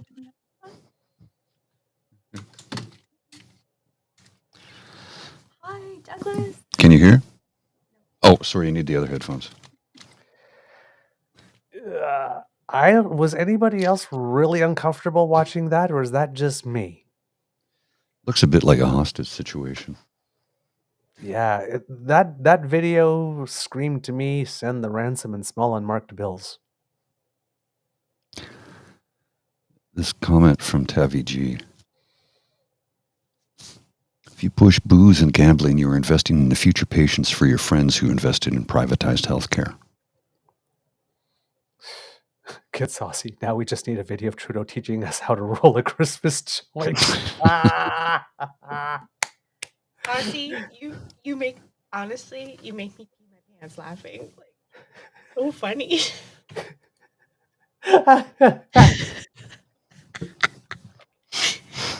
You should be on stage, honestly. Who, me? No, Rihanna. You Saucy Sea Witch. Saucy, yeah. Oh, Douglas, you are on stage already. You're most famous actor in probably Ontario, possibly Canada. No, honestly, like I can't wait to. What are you playing in next? What are you doing next? As You Like It, Shakespeare. Oh, next. nice. And then we will rock you. And then after that, if Nona, Kit Nona, if you're watching, and after that will be Arsenic and Old Lace. because Kitnona told me to see if ever was going to be an arsenic on Old Lace that she would want to come and see that. So yes, that'll probably be in May. That's awesome. Yeah. What a great lineup. Arsenic and Old Lace. Yeah. As I do sometimes, I'm like, how long is this podcast gonna go? Do you need us? Do you need us to stop? I'm just like, I've been waiting for a tea delivery. It hasn't arrived. Oh, And That's me. I'm supposed to make the tea. I'm go just busy. make some tea. no, I'm no, busy. I'm kidding. You guys are having so much fun, and it makes me so happy. Like, look how happy you guys are. Mhm. It's New Year's. It's the first day of a fresh new year. Like, carry on. Yes, I'll take a nap immediately after this. Not before you make tea. No. And maybe a butter and jelly sandwich. Like, It's peanut butter jelly time. It's peanut butter jelly time. You know, Galantis has a peanut butter jelly song. I played it for her Yes. last night. Settle down. I love you too. we love you. I do not have a video of Justin Trudeau rolling a joint, but there is one of Pierre Burton. Yes, from a few years ago. Was he on the Rick Mercer report? Is what that was? No, he was with Strombo. He was being interviewed by George Mercer. I'm Stroumboulopoulos. not sure if it was Rick Mercer? report or I 22 did. minutes though, but yes, Pierre Burton, Canadian author, How to Roll a Joint. Oh, Cassie, thank you. Can I show? It just came up in my feed. I didn't look for it, but there's this in my Instagram feed. This woman is like making lunch for her kids. She's making like a tortilla, and she rolls it like it's a joint. Yes, and I sent that to you. Yeah, that's right. You sent it. And then she licks it, and she's like, "Oh no, I didn't mean to do that." And here's the funnier part. She's wearing a hijab. Oh, Yeah. It's Yeah. a great video. It's like, I'm like, that. I wish I could make lunch like that. I'm like, I'll see if I can find the video. It's really funny. I licked it. It's mine. You She's can't like- have it. she's like 35, mid-30s. She's like, I'm making my sandwich for my kids because I'm a good mom. And then she's like looking at like, I'm just like, that is brilliant. It's really funny. I'm not going to lie. I'm trying to find it here. Oh my god, I love that. I love that I don't so know. much. While you're looking for it, does it, like, some of you are from my generation as well, right? Do you remember the video about drugs? It was like a public service announcement. It was With like, the egg? some drugs Yeah. are good and some of them are bad. If you're not sure, ask your mom or your dad. It's like, that was pretty paid for that. Like, that was like Health Canada. I'm like, that's good advice. But Some drugs are good. some drugs are good and some of them are bad. Like the one, like, I guess, like aspirin is good. Oh, okay. Drugs but as in like pharmaceuticals. heroin Yes. not good. If you're not sure, ask your mom or your dad. Like, Yes. but I remember the one about the fried egg too. Like, this is your brain on drugs. It scared the hell out of me, and I was just like, Oh, yeah, really? that's bad. I was sitting there as I was just looking for toast so I can dip. That was what they wanted. I think they're like, My brain is Um, tasty. Mm. Linda. Oh my god. Mm. Some of the things I send her on Instagram. If you see someone crying, ask if it's because of their haircut. Oh, Oh, It's funny. terrible. terrible. I love it. It's funny though. It's funny. It's terrible, but Yeah, I I can't love seem it. to find it. Oh, that's okay. All right. All right. Hey. Oh well. Yeah, I don't know where it went. Okay. Oh no, I found it. Found it? There it is. I Yeah, found yeah. it. Okay. Oh my gosh. Yeah, I it's found it. so funny. Hang on a sec here. Oh, I Okay, love I gotta replay it though. I gotta. Just give me a second. I'll put it up on the screen. Oh my God, I have a feeling I'm going to laugh myself silly. I'm going to laugh my tail right off. Kittling Hang there. on. Yeah, mom and dad know all the It goes good on a drugs. loop because it's on Instagram.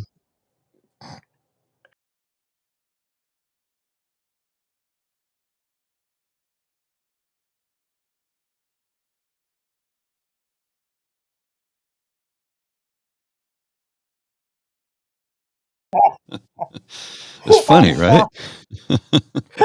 I love that. Oh my God. Oh, I love that. I want to be her friend. She's cool. That is a woman with a sense of humor. And Oh my God, that's she like brilliant. clearly her kids have like the best friggin' lunches at school, right? Yeah. They're like, I don't know why. I had my lunch, but I'm still hungry.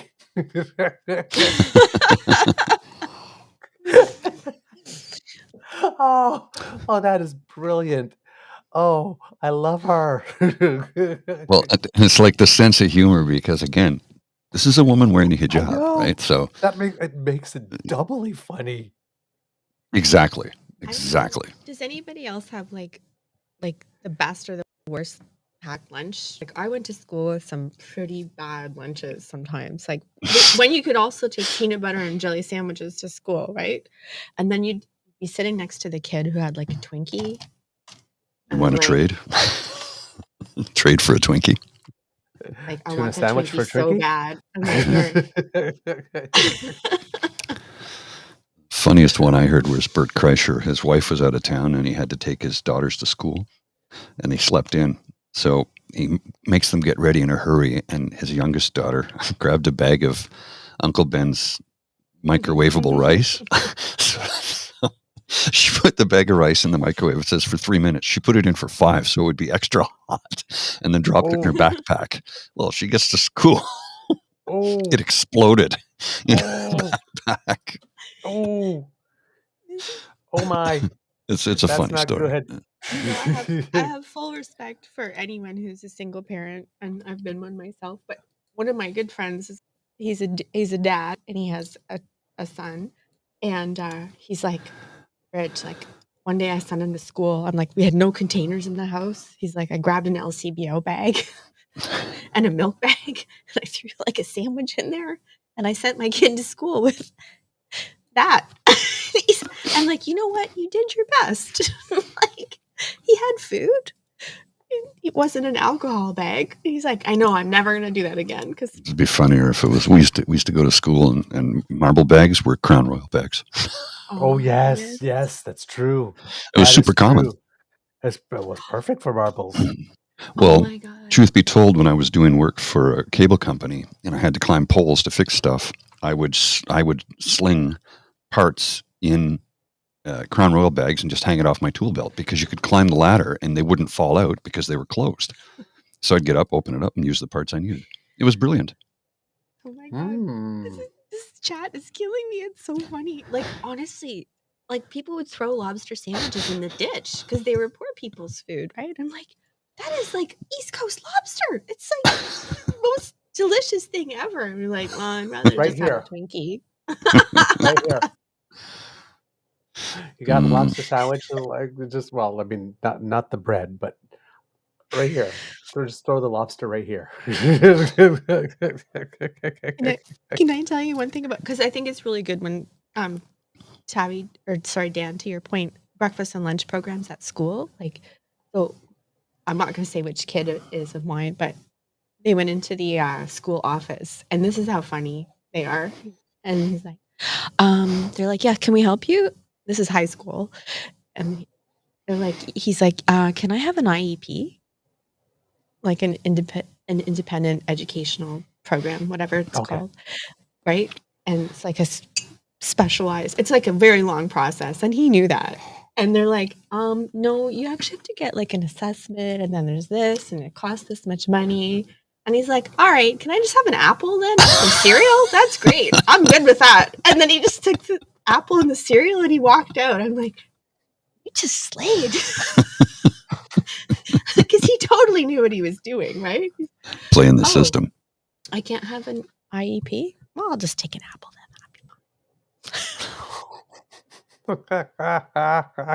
Just does not want to stay up. And I did pack him a lunch, but he's hungry, so he wanted more food. Oh man. Oh, geez. Oh, here we go. I've got one for you since we're doing silly stuff. Because not at all political, kids. Not at all political. But this is something I saw yesterday that made me laugh like crazy. I'll have to explain Hang on it just to a the second kids here. who are listening because they won't see the visual. Okay, hang on a sec here till I cue it up. Let's see if you kids notice the funny part in this. Okay, hang on. Oh man. I'll go here. Can you help me? Here. I did something dumb. What? I thought I could wash the bottom of the cup and it just got stuck in there like that. Hey. No! Well, you're gonna have to pull it out. I tried to pull it out. Why do you think I'm calling you? I need a better solution. Your knuckles. No, I know. They're turning white. I'm losing oxygen. I'll get a hammer. No, don't smash it. Hold on, let's just get a little soap in it. Okay, but that's good, actually. Like, pull it up. Now pull it out. There. Easy. What? Don't laugh. If you need help, I'm here to help. I'll save the day. Oh, that's funny. That's funny. For the kids listening at home, she had her hand stuck in a glass, and when she said use some soap, she took the hand that was stuck out of the glass to squeeze the soap container and then put it back in, and he didn't notice. I've seen stuff like that done before. It's like, it's good. It's a sleight of hand, and if you're not paying attention, it's like, oh my god, I'm a sucker. I got Kid Dan. I just peed. There are solutions for that. This is the stuff that comes up in my feed. It's like hearing aid tests, a Kegel machine. They're like, yeah. I'm like, yeah, I guess that's my demographic. I guess they know everything about me.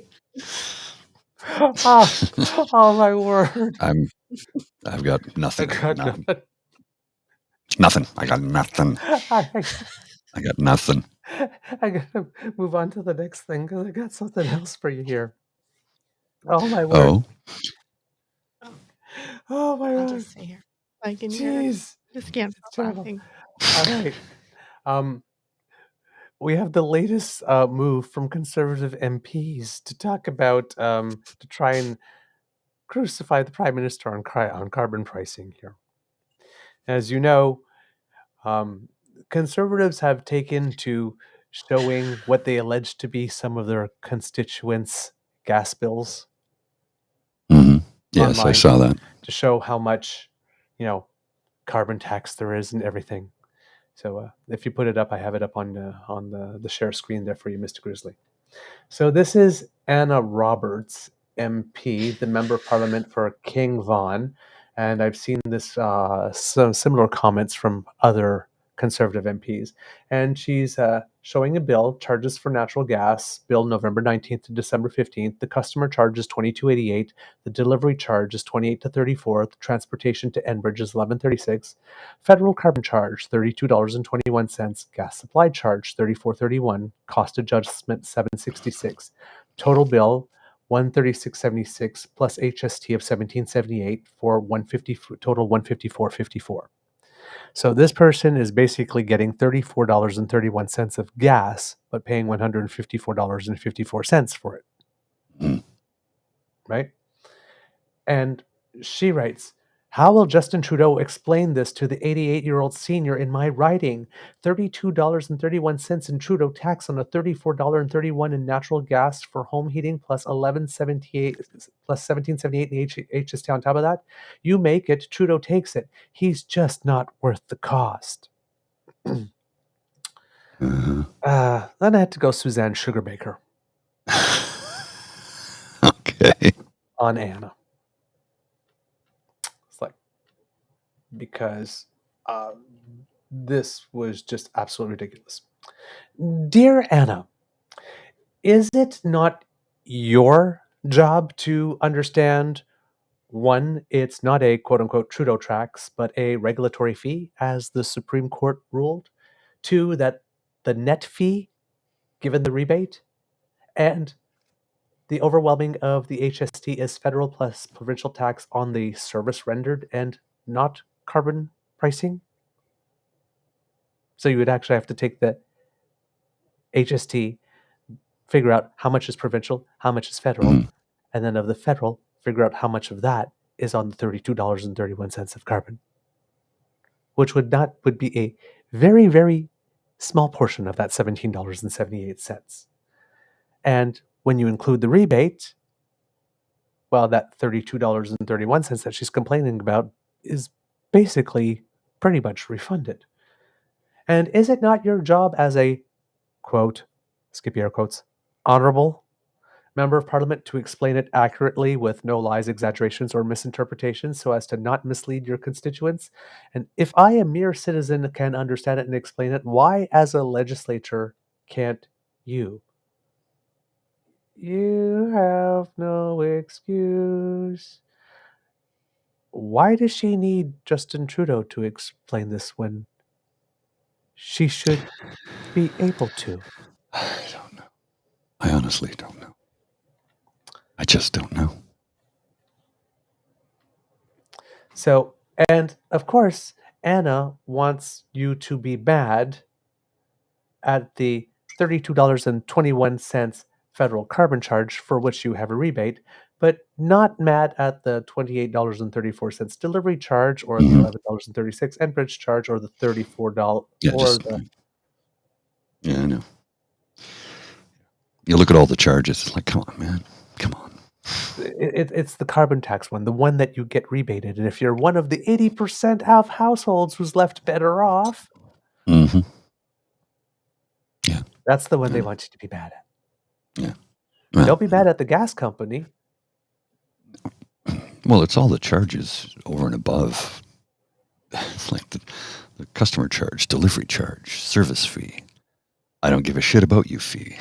I mean, it's like when you buy tickets for any event and you go through the master of tickets. I'm not going to say their name. You see how they gouge the hell out of you. Delivery fee, print fee. But I didn't print it. It's on my phone.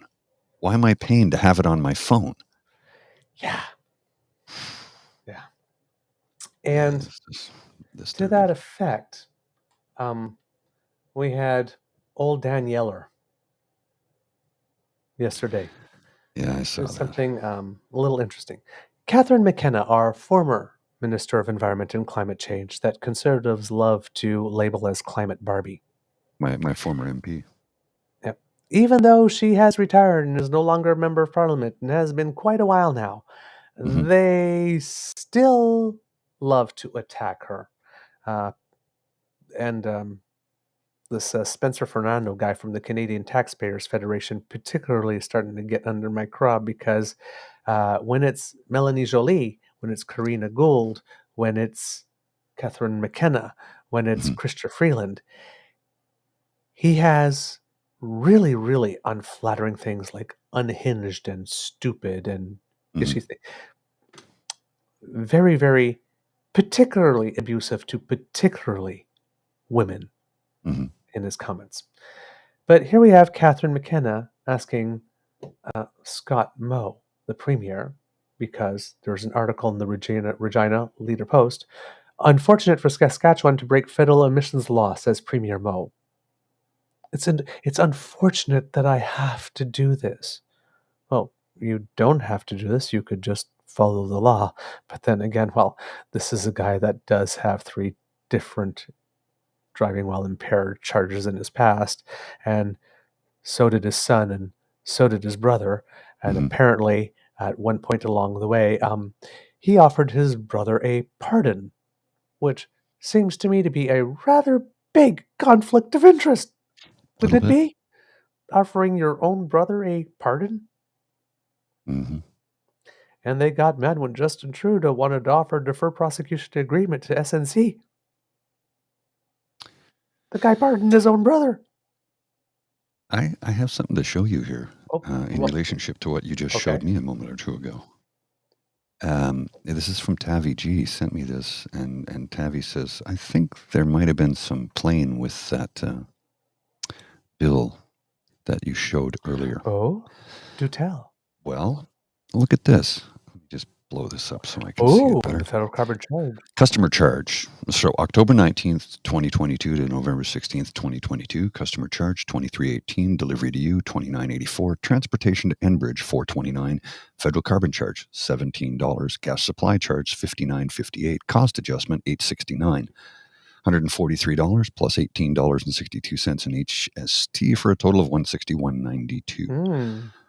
The gas supply charges and the federal carbon charge are very different. Yes. So it makes one wonder if somebody was And the HST is a little photoshopping. different. Yes. Yeah. Wow. Somebody photoshopping? Interesting. Makes one wonder. Interesting. Huh. Yeah. Manipulating things to suit their Well, we know that Andrew Scheer did it narrative. a while ago. Remember on that motion? Wow. Okay. Got to support his narrative. Yeah. So, Wouldn't put it past them. well, no, don't put anything past them. So, the Regina Leader Post says that Premier Scott Moore says that it's unfortunate that he has to break the federal emissions law. Saskatchewan Premier Scott Moore once said a fundamental pillar of Canadian democracy is rule of law. His province is now prepared to break it. Well, Catherine McKenna says, Dear Scott Moe, the rule of law is fundamental to our democracy. The disdain you show for it is unbefitting a premier and puts our country on a dangerous road. Well, take there, right?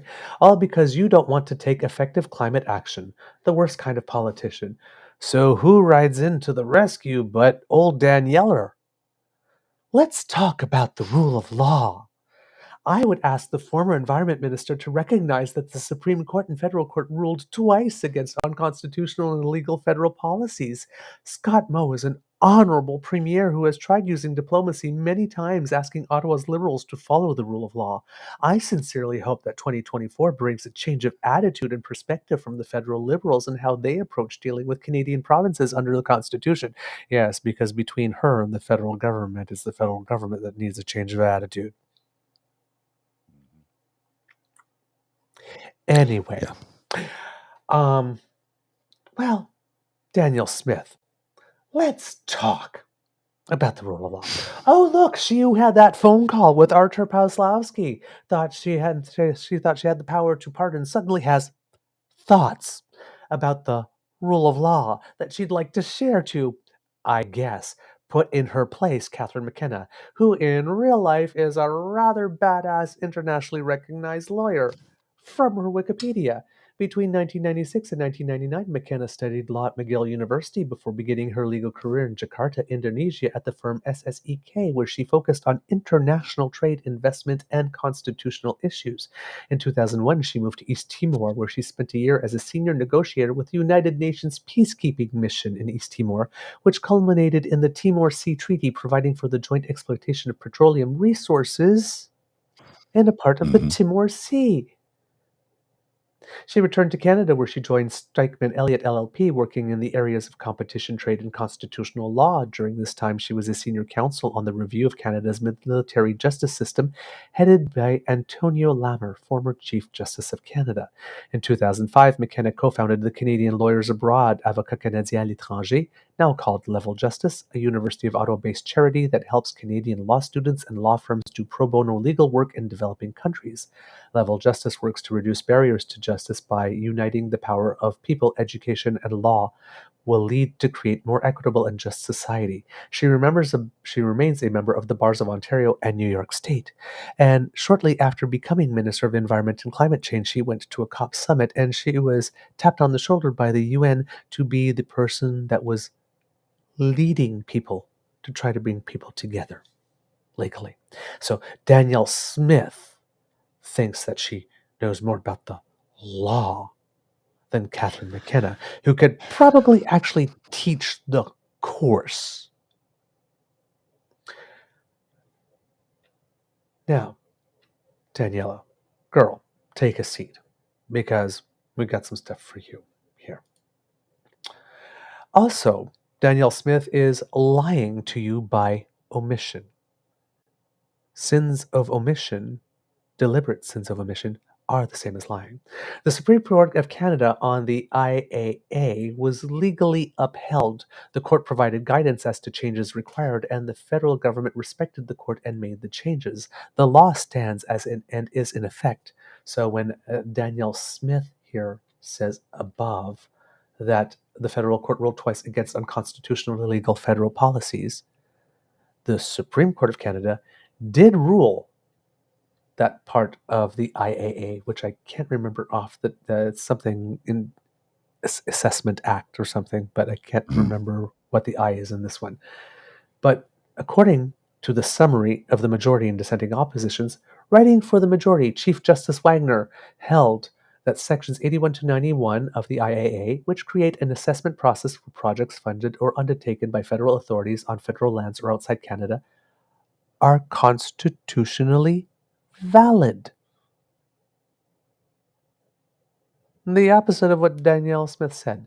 The majority opinion also Funny that. affirmed that Parliament can enact impact assessment legislation, Impact Assessment Act. There we go.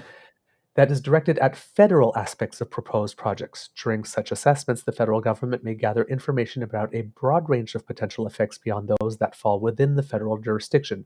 Nevertheless, Parliament must still, quote, act within the enduring divisions of powers framework laid out in the Constitution. So what was overturned by the Supreme Court in that decision were portions of the law that the court deemed was not strictly of federal competence. So it overreached a bit. A little bit. That's okay. The federal government said, okay, Supreme Court, we see you, we recognize you, we will rewrite the act to remove the things that are overreach. And now the law stands. It applies. That was apparently the first thing that they lost, according to Danielle Smith. The second one was the plastics ban. That one went to the federal court, and the federal court ruled on a law that no longer exists in the form in which it ruled. It was rewritten such that the action brought is more likely to be unsuccessful, hence the appeal. According to a law firm, Macmillan, very respected, quote, does the decision mean that the addition of PMIs to Schedule 1 of CEPA has been struck or is no longer in effect? No. Because of the reenactment of CEPA following the order was not in the legislative tool that added PMIs to Schedule 1 in its current form. Therefore, while the decision quashes the order, it does not have the effect of striking PMIs from Schedule 1 of CEPA as it currently stands. In other words, PMIs are currently still listed in Schedule 1 of CEPA. What happened is that the federal government saw certain things were not listed correctly, and they decided, oh, we need to rewrite that. But because the federal court saw that it wasn't originally and thought, you know what, this is still a good idea to consider as a matter of law so that we can create the ruling, it basically ruled that if those things were in the original format, then yes, there would be a problem. But the federal government recognized it before the decision came down. So the law as it stands doesn't have the thing that the federal court said was unconstitutional. That is why Minister Stephen Guilbeault is bringing the decision in appeal to the Supreme Court of Canada.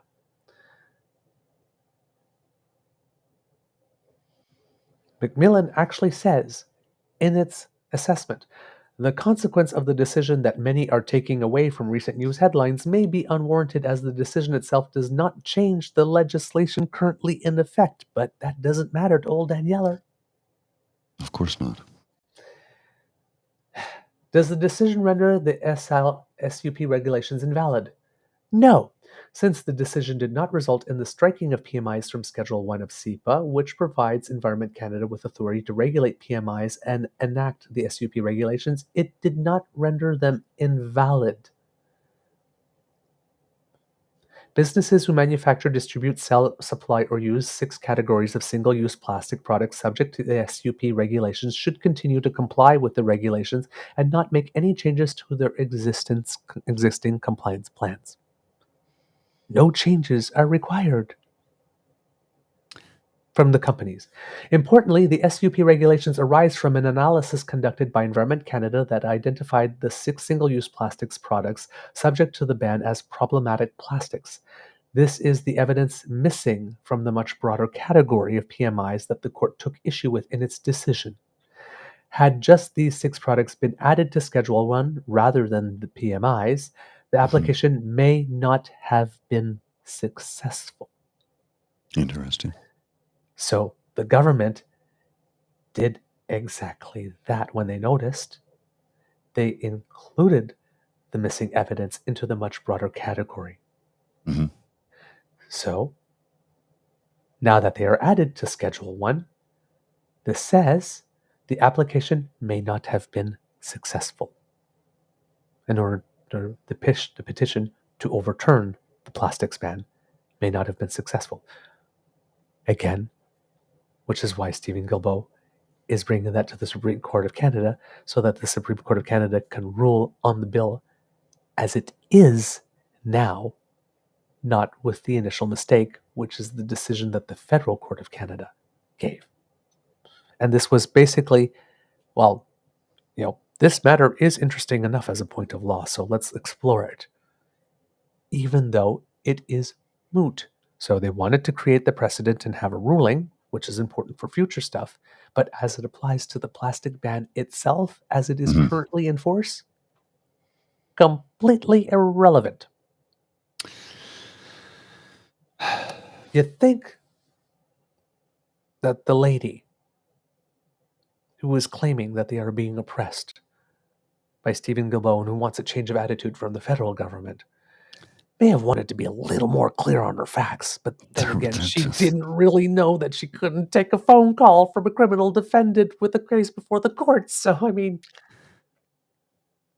They just make it up as they go along. They will literally lie. They don't care. Literally They'll do whatever they can to win. Please. If it means cheating, lying, stealing, they'll do it. All to publicly score points against the former Minister of the Environment, who wasn't even there when these 2 bills were written, drafted, whatnot, to discredit her as a lawyer. Yeah, I just don't. Some days, man. Total waste of time. Exasperation. Political performance art. She told the woman who could actually teach the course that she was wrong. Yeah. And then, of course, she says, Premier Scott Moe is an honorable man. Really? And an honorable man has... He's not honorable at all. All those past encounters with the law and is currently using the law to crush kids. Yeah. Very diplomatic and honorable. Very diplomatic and honorable. Danielle needs to take a seat.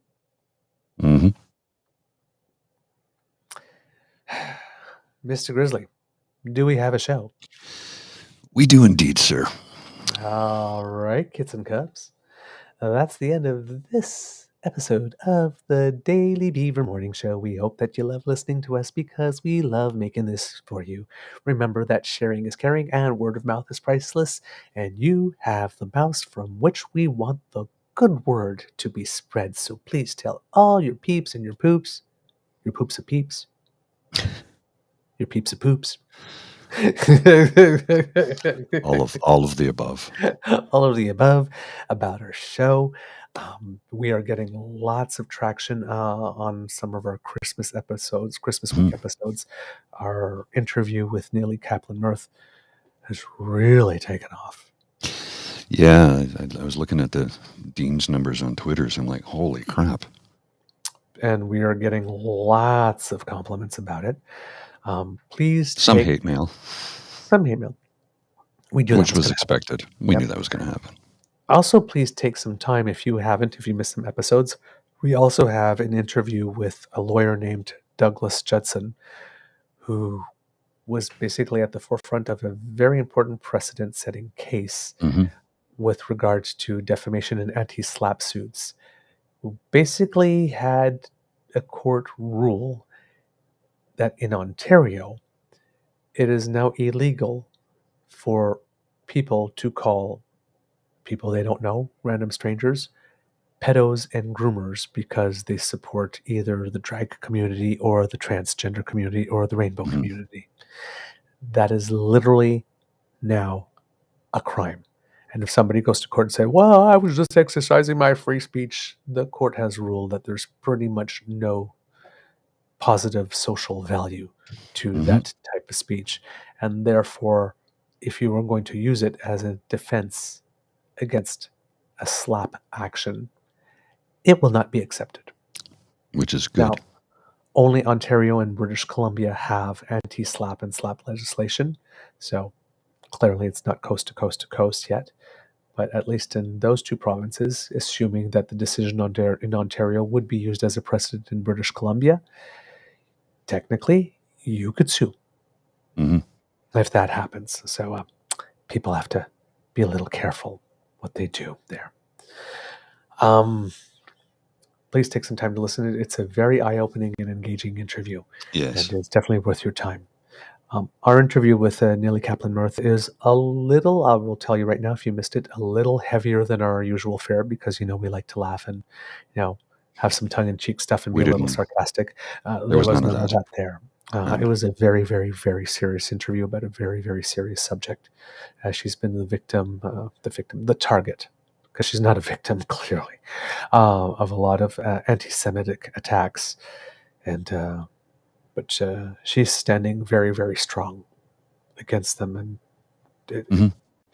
if you listen to the interview and hear everything that she's faced,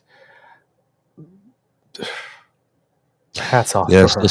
still standing tall and strong in the face of vicious hatred. And defiant. Yes. Not backing down at all. So these are two very, very important interviews with some very engaged citizens that are doing some very good things for the benefit of us all. So if you have some time to listen to them, and the 3 other episodes that we did were 2023 year-on-year review episodes. So if you have a chance to listen to them, if you missed them, they're available for you on YouTube. Let's see, what else do we have? Okay, we did the sharing is caring part. So let's then say, if you would not like to miss an episode at all, you don't have to, thanks to the Ray Girl, who has sponsored our pod page. So if you scan that QR code beneath my chin right here, that will take you to podpage.com/The True North Eager Beaver, lowercase letters with a hyphen between each one of those words. And that way, when we have something fresh off the bandwidth, it comes directly to you. If you like subscribing to things, make like Kit Elaine and go to our True North Eager Beaver Media Incorporated YouTube page, where we have gained a lot of subscribers over the last little bit. I think we're over 540 now, which is, again, the fastest that we've gained. 545. 545. So thank you very much. We had some good fortune over Christmas with an old tweet of mine talking about some important facts that could be used to counter a Conservative Party BS on the strength of the economy, which somehow got a second life. Somebody retweeted it and then just got fire and got another like 16,700 retweets or something. And that drew a lot of people to the channel and to our Twitter feed over the holidays. So thank you for whoever spread that around. We really appreciate it. We didn't expect that, but it happened and it led to a lot more subscribers. So Thank you so Thank you. much. As well, so there, if you're on our True North Eager Beaver Media Incorporated YouTube page, you can like, share, and subscribe, as Kit Elaine likes to remind you to do, and that helps us a lot. Also, if you would like to support us and encourage us to do more, you can go to our coffee page. That's coffee, ko-fi.com/eagerbeaver, lowercase letters, all in one word. And that's where you will find our tip jar for the True North Eager Beaver Lodge Emergency Hydration Fund. I don't know if you could put the coffee squiggly up there, Mr. Grizzly, but if you do that and leave us a little something there, that helps keeps us hydrated, and that makes sure that we can keep on bringing you this wonderful content that you love. And the kids were very generous to us in December. It was our best month. So thank you for all the Christmas support and love. And we have to thank in particular because we had pre-records for the end of the year. The people who had made some donations over that time. So we have, well, Kit the Ray Girl. Thank you very much. Who said, have a beverage of your choice on me. And Kit, oh, you told me how to say the name, and I haven't said it in so long, so I think I forgot it, but I will say Aina. And if I got it wrong, please remind me again. Who said, and this was a very beautiful comment, thank you for the interview with Nilly Kaplan-Mirth. I have so much admiration for her. Your interviews are so good. Thank you. Thank you. Thank you. You know, we let our guests do most of the work, to be totally honest. We do our interviews. But just have a chat and let them open up and have a conversation. Yeah. But thank you for your support. It helped us close off the year very, very well. Thank you for everything you do. Looking forward to another record-breaking 24, thanks to you and your support. Big thank you to our founding sponsors, the Pepper Master, the Miss V Mysteries from Corbin Moon Publishing, and CanadianTarot.com. Because democracy is something that you do, go get your shots, XBB, flu, your pneumococcal vaccine, your RSV shot. Very, very important. Donate to the Red Cross if you can, and write those letters to your MPs, your MPPs, asking for a national food program in schools and demanding increasing accountability from the leader of the opposition, who seems to be avoiding it a lot of late. From the Beaver Lodge, this is your eager beaver saying, it could be a tough world out there, so please be kind and gentle with yourself. Mr. Grizzly, some words of wisdom, please. Self-serving words of wisdom, because I noticed the anti-corporatist had commented on how he's looking for soothing relaxation content from time to help him sleep. Well, here's the self-serving part. I just put the link in the chat to my personal ASMR YouTube channel, where I will be doing a show live at 9:30 p.m. Eastern Standard Time here in the nation's capital of Ottawa, Ontario, Canada. Feel free to join in, and there's a good group of people that join in the chat. And and I want to thank all the people who have boosted my subscribers numbers. It was at 689 2 weeks ago. It's now at 1,460. On your ASMR? Yeah, I've doubled my numbers in like 2 weeks. So whoa! Thanks for everybody for sharing that. I'm truly humbled, honored. Sorry, I'm truly honored. It was big. It was big. Yeah. I was not expecting that. I was very much surprised. It was like, I just, checked it the other day and I'm like, what how is that happening? That is wonderful. Yeah. Bring some of that magic over to ours. Oh, sorry, 1,470. So I just got another 10 while we've been online. So dang. Yeah, it's building. It's building.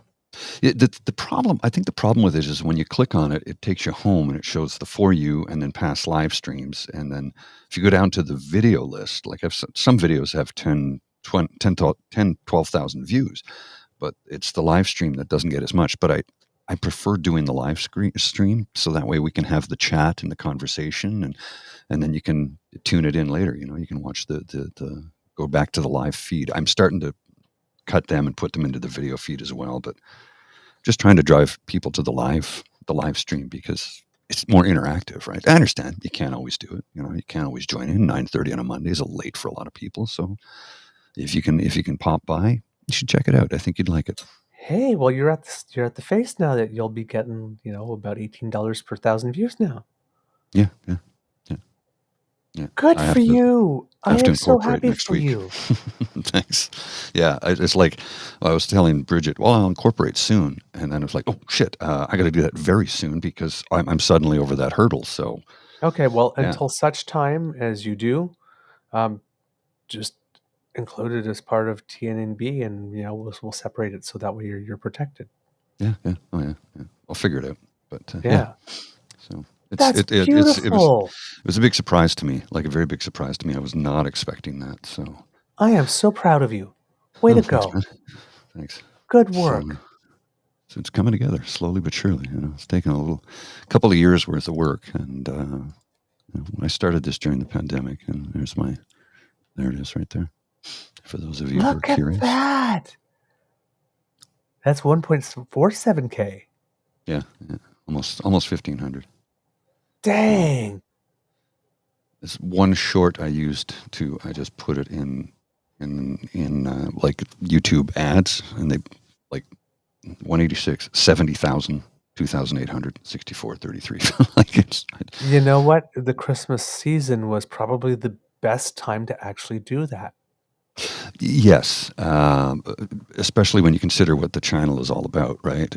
Yeah, It's about exactly. mental health and people who are suffering, battling issues at Christmas time. I think a lot of Yeah, people sort of tune into that. They need a place to go to somebody to talk to, and yeah. there's a good group in the chat, and like I said, it's coming together. It's getting better. Yeah. So Oh, I'll continue McKenna. to build that. And thanks to Good for everybody you. who Good for you. Good for you. Well helped done. out. Thanks.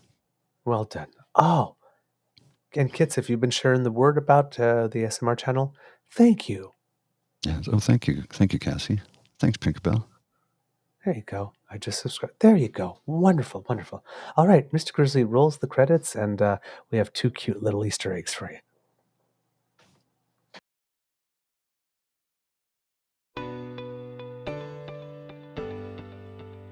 You are listening to a True North Eager Beaver Media Podcast. The True North Eager Beaver podcasts are proudly brought to you by our founding sponsors, the Miss V Mysteries from Corvid Moon Publishing, your source for science fiction, fantasy, and cozy mysteries featuring a broad diversity of characters. CanadianTarot.com, your uniquely Canadian online eclectic tarot community and forum, and the Peppermaster, hot pepper sauces made from fresh farm ingredients to thrill your taste buds and expand your mind.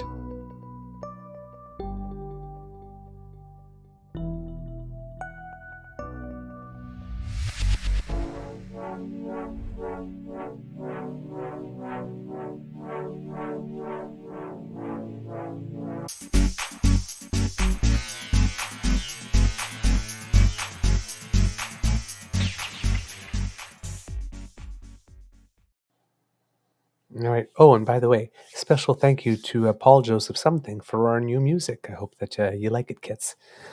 All right. 2 little Easter eggs. One is from our trip where Mr. Beaver, I think, had a personality transplant for a little bit and became Mr. Kitty. Was that the screen you have in the share there? No, it's the first Easter egg I've sent you in Where did I the put it? Oh, there it chat. is. There it is. Sorry. Yes, the first Bear one. with me. Bear with me for a sec here while I blow it up. Okay, here we go. It's this one here, I believe. Yeah, Tell me if I'm wrong. we were at Sunset Point and something happened. Oh, okay, we'll do this one first then. Oh, okay, sorry. That was William Shatner posted, "Don't you dare put that on me. Let's not forget that in 1983, Lucas introduced Ewoks that started not only that furry movement, but the dyslexics among us started woke culture from them too." Somebody had quoted to William Shatner, said, "I put on Star Trek V last night to fall asleep, which didn't work, but I think it might be safe to say that William Shatner may have inadvertently started all this furry nonsense back in 1989 with this thrice-breasted cat stripper on Nimbus 3. And no. That is incorrect. Everyone knows it is I who started the furry movement when I was born in the early 70s. Down here. Okay. All right. That was And good. then we have the other one for you. For Which is the other one? Let me see if the I one have that it. says Easter eggs specifically. Okay, I'm just trying to figure out which one I've got here. Is this the wrong one? I might have missed it. Might have There we missed it? go. Okay. Yeah, okay. Oh, you Yeah, got no, it? I got it. I got it. Yeah, just bear with me. Something happened. I don't know what, but very weird. I'm laughing at the video. Oh my god. Okay, hang on. I'll blow it up. This is just pure silliness.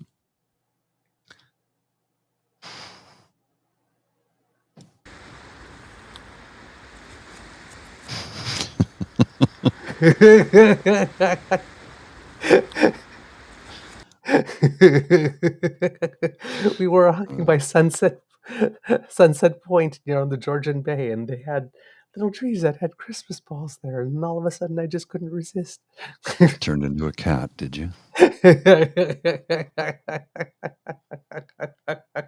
Impressive me- ball handling. Makes me think of this. In your own words, how would you describe libertarians? House cats. They are convinced of their fierce independence while utterly dependent on a system they don't appreciate or understand.